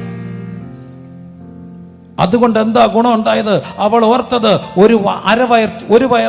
ഒരു ചാൻ വയറിനുള്ളത് എനിക്ക് കിട്ടണം, അത് മാത്രമേ അവൾ ആഗ്രഹിച്ചുള്ളൂ. അമ്മച്ചിയെ പട്ടിണിക്കിടരുത്, എനിക്കും ജീവിക്കണം. പക്ഷെ എൻ്റെ കർത്താവ് വന്ന് കയറി കിടന്നത് വീണ്ടെടുപ്പുകാരൻ്റെ കാൽച്ചുവട്ടിലായിരുന്നത് കൊണ്ടും അവൾ സമ്മതിച്ചു, ഞാൻ നിന്റെ ദാസനാ, പക്ഷെ ഞാൻ നിന്റെ ദാസിയാ. രൂത്തിന്റെ പുസ്തകം 3-ാമത് അധ്യായത്തിന്റെ 9-ാമത്തെ വാക്യത്തിൽ കാണുന്നു, ഞാൻ നിന്റെ ദാസി. ഗുണം, അവൾ ചോദിച്ചതിലും നനച്ചതിലും അത്യന്തം പരമായി ദൈവം കൊടുത്തു. ഈ ചരിത്ര പുരുഷന്റെ അമ്മച്ചിയാകാനുള്ള ഭാഗ്യം ബോവസ് രൂത്തിൽ ഓബേദിനെ ജനിപ്പിച്ചു, ഓബേദ് ഇശായിയെ ജനിപ്പിച്ചു, ഇശായി ദാവീദിനെ ജനിപ്പിച്ചു, ദാവീദിന്റെ സന്തതിയായി ജനിച്ച് മരിച്ചടക്കപ്പെട്ട് ഉയർത്തെഴുന്നേറ്റ ക്രിസ്തു. ആ പാരമ്പര്യത്തിലേക്ക് രൂത്ത് ഉയർത്തപ്പെടുകയാണ്. എന്താ കാര്യം? വന്നു കിടന്നത് അവിടുത്തെ കാതപീഠത്തില. നീ ആരാ? നീ ഇന്ന് എവിടാ കിടക്കുന്നേ? വല്ലാതെ ക്ഷീണിച്ചു പോയ പെൺകുട്ടി, ഒരു നേരത്തെ വയസ്സപ്പിന് വേണ്ടി മാർഗമില്ലാതിരുന്നവൾ വീണ്ടെടുപ്പുകാരൻ്റെ പാദത്തിൽ വന്നു, ഞാൻ നിന്റെ ദാസിയാ. ചോദിച്ചതിലും നനച്ചതിലും അത്യന്തപരമായി കൊടുത്തു. ഇന്നെന്നെ കേൾക്കുന്ന പ്രിയപ്പെട്ടവരെ, നാം ആരാന്ന് നാം സമ്മതിച്ച നമ്മുടെ മുമ്പിലുള്ള ചില പർവ്വതങ്ങളെ തമ്പുരാനെന്ന് ഉടച്ചു കളയും. സെരുബാബേലിൻ്റെ മുമ്പിലുള്ള മഹാപർവ്വതം നീ ആരാ? ദൂതിൻ്റെ 2-ാം ഭാഗം കൺക്ലൂഷനോട്ടെത്തട്ടെ. ഒത്തിരി മക്കളുടെ മുമ്പിൽ ഒരായുസ് മുഴുവൻ വേല ചെയ്തിട്ട് ഇന്ന് മക്കളൊരു പർവ്വതമാണ്. ഒരായുസിലോടിയിട്ട് മക്കളൊരു പർവ്വതം.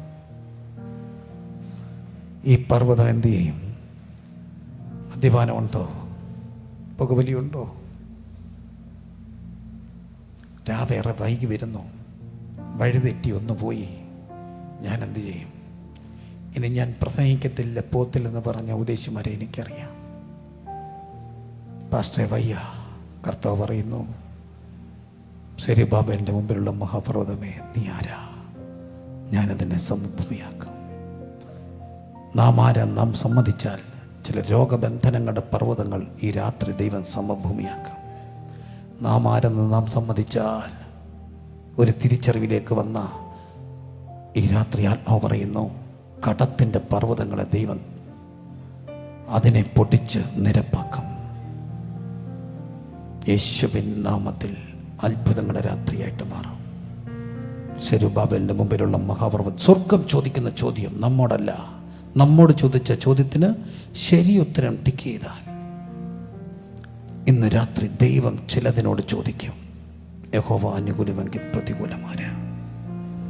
സെരുബാബേലിൻ്റെ മുമ്പിലുള്ള മഹാപർവ്വതമേ നീ ആരാ? സർക്കാസ്റ്റിക്കായിട്ടും പരിഹാസച്ചവയോടും ചോദിക്കുക, നീ ആരാ? ഈ തടസ്സമേ, അന്നത് ആലയം പണിയാ, നീ ആരാ? അവരുടെ മുമ്പിലുള്ള പ്രശ്നം ഞാനിതെങ്ങനെ ചെയ്യുമെന്നുള്ളതാ, സാധ്യതകളില്ല. നീ ആരാ? ഞാൻ എഴുന്നേക്കും, ഞാൻ ചെയ്യും. എങ്ങനെ? സൈന്യത്താലല്ല, ശക്തിയാലല്ല, കൃപ എന്നുള്ള ആർപ്പോടെ. അങ്ങനെ പർവ്വതങ്ങളുടെ മുമ്പിൽ വീണുകിടന്ന ചരിത്രം എളിയവനുണ്ട്. ഇന്നൊക്കെ തിരിഞ്ഞു വരിക്കുമ്പോൾ അതറിയാം. ദൈവം ചോദിച്ചു, പർവ്വതമേ നീ ആരാ? എളിയവൻ ഇവിടെ പറഞ്ഞ സാക്ഷ്യങ്ങളുണ്ട്. എത്രയോ പ്രാവശ്യം കൃപയാൽ ഈ വേദി വന്നു. പക്ഷേ ആ കഴിഞ്ഞ ദിവസം വീണ്ടും അമ്മച്ചിയുടെ മോൾ എന്നെ വിളിച്ചു പ്രാർത്ഥിക്കാൻ സന്തോഷത്തോടെ. മറക്കാനൊക്കില്ല ആ രാത്രി, മറക്കാനൊക്കില്ല ആ പകൽ. ഒരു രാത്രിയുടെ നിശബ്ദതയിൽ 12 മണി 10 മണി കഴിഞ്ഞപ്പോൾ ഒരമ്മ പ്രാർത്ഥിക്കാൻ വന്നു. നിറച്ച് വീട്ടുകാർ, മക്കൾ, മരുമക്കൾ, ഭർത്താവ്, നാട്ടുകാർ, അയൽക്കാർ. അവർക്ക് വിഷാദത്തിൻ്റെ, നൈരാശ്യത്തിൻ്റെ, മാനസികത്തിൻ്റെ ഒരു പ്രയാസം. അക്രൈസ്തവ കുടുംബം എല്ലാവരും പൊട്ടൊക്കെ തൊട്ടിട്ടുണ്ട്. അവർ വന്നിട്ട് പറഞ്ഞു, അമ്മയ്ക്ക് വേണ്ടി പ്രാർത്ഥിക്കണം. പ്രാർത്ഥനയ്ക്ക് ജാതിയില്ല, മതമില്ല, വർഗമില്ല, വർണ്ണമില്ല. പ്രാർത്ഥിക്കുക കൊണ്ടുവന്നു, പ്രാർത്ഥിച്ചു. അമ്മ ഓക്കെ. പോകാൻ നേരത്ത് ശരി എന്നാൽ പോകാമെന്ന് പറഞ്ഞപ്പോൾ അമ്മ പറഞ്ഞു, തിരിച്ചാ വീട്ടിൽ ചെന്നാൽ വീണ്ടും ഇതുണ്ടാവുമോ, എനിക്കൊരു പേടി, ഞാൻ പാസ്റ്റേജിൽ കിടന്നോട്ടെ. വലിയ പരിചയമില്ലെങ്കിലും ചെറിയ പരിചയം. അമ്മ കിടന്നു, വലിയ സന്തോഷം. സാധുവായ നല്ലകളായ അമ്മ വീട്ടിൽ കിടന്നുറങ്ങി. രാത്രി 1 മണിയായപ്പോൾ എൻ്റെ ഭാര്യയെ നോക്കുമ്പോൾ അമ്മ സുഖം ഉറക്കം. ഉറക്കം സാബുദു സുഖമായിട്ട് ഉറങ്ങുന്നു. രാത്രി ഒരിക്കലൂടെ ഞങ്ങൾ ചെന്ന് നോക്കിയപ്പോൾ ഉറക്കാം. വെളുപ്പിന് എൻ്റെ ഭാര്യ കുഞ്ഞുങ്ങളെ വിടാൻ വേണ്ടി എഴുന്നേറ്റ് നോക്കിയപ്പോൾ അമ്മ ഉറക്കം. പക്ഷേ പിള്ളേരുടെ ടിഫിൻ ബോക്സ് എല്ലാം റെഡിയാക്കിയിട്ട് ഒരു 7 മണി കഴിഞ്ഞ് അവൾ ചായ അനത്തി അമ്മയെ ചെന്ന് നോക്കിയപ്പോൾ അമ്മയുടെ മുറി അമ്മയില്ല, ഈച്ചയില്ല. എന്ത് ചെയ്യും? എന്നെ വന്ന് വിളിച്ച് ഇച്ചയി കാണുന്നില്ല. ഞാൻ പറഞ്ഞു പുറത്തെങ്ങാനും കാണാം. അവർ രാവിലെ പല്ലിതൊക്കെ പുറത്തൂടൊക്കെ നടക്കായിരിക്കും, പേടിക്കണ്ട. അരമണിക്കൂർ കഴിഞ്ഞിട്ടും കാണാൻ ഞാൻ പറഞ്ഞു, അച്ഛാ ഇച്ചയി ഇവിടെ ഇല്ല, നോക്കണം. ഞാൻ പെട്ടെന്ന് എൻ്റെ ഭാഷമാരെ എല്ലാം വിളിച്ചു. ഒത്തിരി കുഞ്ഞുങ്ങൾ ഓടി വന്നു. അവരെല്ലാം അലർട്ടായി. ഒരാൾ ഇട്ടിപ്പറപ്പോൾ നോക്കുന്നു. മല്ലപ്പള്ളി പത്തനംതിട്ട ഫസ്റ്റ് ബസ് പോയിൻ്റെ പുറകെ മുഴുവൻ പിള്ളേർ ബൈക്കിൽ പോയി. ഒന്നും ചെയ്യില്ല. എരുമേലിക്കപ്പുറത്താ വീട്, അവിടെ അറിയിച്ചു. ഒരു 9 മണി 10 മണി ആയപ്പം രാവിലെ ഒരു വണ്ടി ആൾ ജീപ്പ് പാസ്റ്റേ. എൻ്റെ അപ്പ ഇങ്ങനെ ചാരികസേര കിടക്ക. ഇപ്പോൾ എനിക്ക് ആ ഓർമ്മയുണ്ട്. ആ വന്ന അപ്പൻ, ആ ചേച്ചിയുടെ ഭർത്താവ് ഇങ്ങോട്ട് വന്നിട്ട് തന്നെത്തോ ഇടിച്ചുകൊണ്ട് നിലത്തോട്ട് വീണങ്ങ് ഉരുണ്ടു. എൻ്റെ പൊന്ന് പാസ്റ്റർ, അപ്പാ എവിടെ എൻ്റെ ഭാര്യ? എനിക്കുള്ളത് മുഴുവൻ വിറ്റ് ഞാൻ നിങ്ങൾക്ക് തരാം. എൻ്റെ ഭാര്യത്താ എനിക്കുള്ളത് മൊത്തം വിറ്റ് തന്നേക്ക്. എനിക്കൊന്നും വേണ്ട, എൻ്റെ ഭാര്യ തന്നാൽ മതി. എവിടാ കൊണ്ടുവച്ചേക്കുന്നത്? അറിയില്ല. ലോകം മുഴുവൻ തപ്പി, അറിയില്ല. പ്രിയരെ, പക്ഷെ എനിക്കറിയാവുന്നൊരു കാര്യമുണ്ട്. അന്ന് ഞങ്ങളുടെ ആള് പണിതുകൊണ്ടിരിക്കുക. ഭിത്തി തീർന്നിട്ടില്ല. കമ്പ് കെട്ടി വെച്ചിട്ട് അതിനകത്ത് ആരാധിക്കുക. ഭിത്തിക്ക് പകരം പരിപരുത്ത തറ സ്റ്റേജിൻ്റെ. മരിച്ചാൽ മതിയോ? എന്തു ചെയ്യും? മുറ്റം നിറച്ച് അവരുടെ ബന്ധുക്കൾ. ഇപ്പോൾ അവരുടെ മുഖം ശാന്തം, ഇച്ചിരി കഴിയുമ്പം പ്രക്ഷുബ്ധമാവും. പരിപരുത്ത തറയിൽ എളിവൻ കിടന്നു. കർത്താവേ, ഇച്ചയുടെ വിവരം കിട്ടാതെ ഞാൻ എഴുന്നേക്കത്തില്ല. ഇടയ്ക്കിടയ്ക്ക് ഭാര്യ വന്ന് ചോദിച്ചു, വെള്ളം വേണോ, കാപ്പി വേണോ, ചായ വേണോ? വേണ്ട മോളെ, ഒന്നും വേണ്ട. ഒന്നും ഇറങ്ങുന്നില്ല. ഒരാ വ്യാധി. 1 മണിയാകാറായപ്പോൾ സമയം പോത്തില്ല. എൻ്റെ ഭാര്യ ഓടിയെന്ന് പറഞ്ഞു, ഞങ്ങളുടെ വീട് കഴിഞ്ഞിട്ട് 3-4 വീട് കഴിഞ്ഞ് ഞങ്ങളുടെ കുടുംബത്തിൻ്റെ കിണറ്റിലൊരു സ്ത്രീ കിടപ്പുണ്ട്, വരുന്നോ? ഞാൻ പറഞ്ഞു, ഞാൻ വരത്തില്ല. അവൾ ഓടിപ്പോയിട്ട് തിരിച്ച് ഓടി വന്നിട്ട് പറഞ്ഞു, ഇച്ചയി കിടപ്പുണ്ട്, ചത്തിട്ടില്ല, മുങ്ങി പൊങ്ങി ഒരു പോച്ച പിടിച്ച് നിൽപ്പുണ്ട്. ഞാൻ ഓടിച്ചെല്ലുമ്പോൾ പൊങ്ങി വന്ന സ്ത്രീ സഹോദരി ഒരു പോച്ച, ആ പോച്ച പറഞ്ഞു പോയായിരുന്നെങ്കിൽ വീണ്ടും വീണനെ. പോയില്ല. അറിയാൻ കാര്യം, ഞങ്ങളുടെ ഒരു അമ്മച്ചി അവിടെ ഉള്ളത്. ചുമ്മാ ചെന്ന് നോക്കിയപ്പം കെട്ടിക്കിടക്കുന്നു. അല്ലെങ്കിൽ അവർ വല മൂട്ടി മോട്ടറടിക്കുന്ന കിണറാ. ഫയർഫോഴ്സ് വന്നു പൊക്കിയെടുത്തു. പിറ്റേ ദിവസം പത്രത്തിലൊരു വാർത്ത, തങ്കപ്പഞ്ചൻ്റെ ഭാര്യ നളിനി ബന്ധുവീട് സന്ദർശിക്കവേ വഴിതെറ്റി വീണ് കിണറ്റിൽ. ഫയർഫോഴ്സ് രക്ഷപ്പെടുത്തി. അല്ലായിരുന്നെങ്കിൽ വാർത്ത.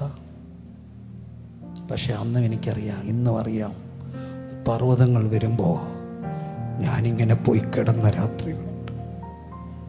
എത്തി.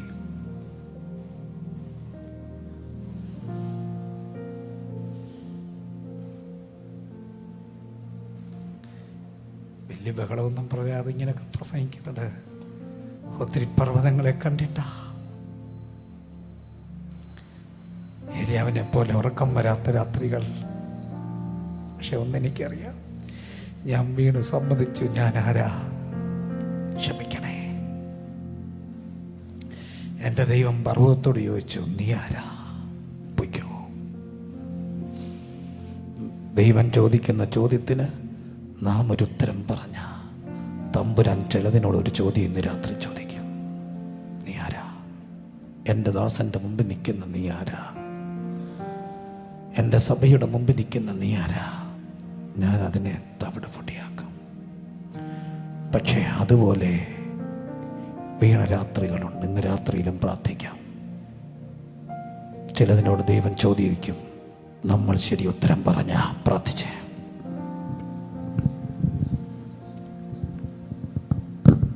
ഒരു നിമിഷം എല്ലാവരും പ്രാർത്ഥിച്ചേ. മുട്ട നിൽക്കാവുന്നവർ മുട്ട നിന്നേ. സൂം എന്ന പ്ലാറ്റ്ഫോമിലൂടെയും ഇന്ന് രാത്രി ദൈവം ചോദിക്കുന്നുണ്ട്,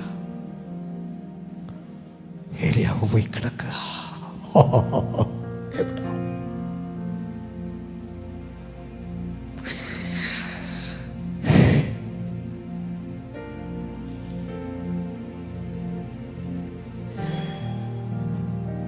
കർമ്മേലിന്റെ പർവ്വതത്തിൽ തീയിറക്കി പ്രവാചകൻ താണ്ട് കിടക്കുന്നു.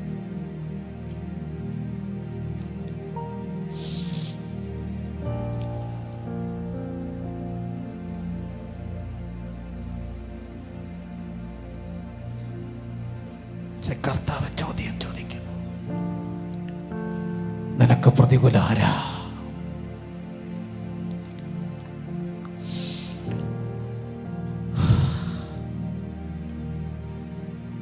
വയ്യ കർത്താവെ, മടുത്തുനിന്ന് തോന്നുന്നു. കോവിഡ് സമ്മാനിച്ച ഒരു തരം മരവിപ്പും മടുപ്പും ഒക്കെ ഉണ്ട്. എങ്കിലും ഞങ്ങൾക്കറിയാം ദൂരയാത്ര പോകേണ്ടവർ, എങ്കിലും ഇടയ്ക്ക് കടന്നു പോകുന്നു. ഞങ്ങൾക്കൊരു ദൂതന്റെ തട്ടാവശ്യ എഴുന്നേക്കാൻ.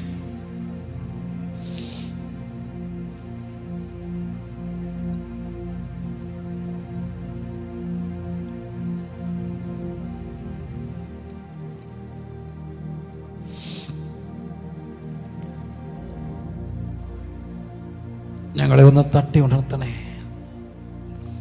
ഞങ്ങൾ സമ്മതിക്കുന്നു, എവിടെയോ നിന്നുപോയി, എവിടെയോ ഒന്ന് സ്ലോ ആയി, മനസ്സുകൊണ്ടെങ്കിലും ഒന്നും മടുത്തു.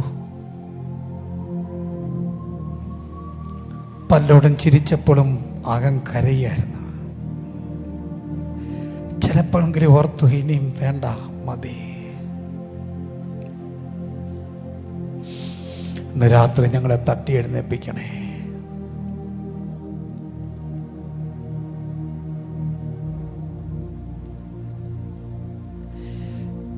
ഒന്നും രണ്ടും മൂന്നും പ്രാവശ്യം തട്ടിയതുപോലെ ഞങ്ങളെ ഒന്ന് എഴുന്നേൽപ്പിക്കണേ. ഞങ്ങൾ പ്രാർത്ഥിക്കുന്നു. ചില പർവ്വതങ്ങളെയൊക്കെ മുമ്പിൽ തളർന്നു പോകുന്ന മക്കൾ ഇതിനകത്തുണ്ട്. കർത്താവേ,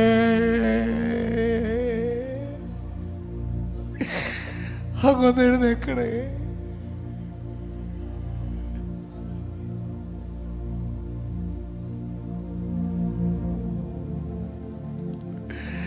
തട്ടി ഒന്ന് എഴുന്നേൽപ്പിക്കണേ.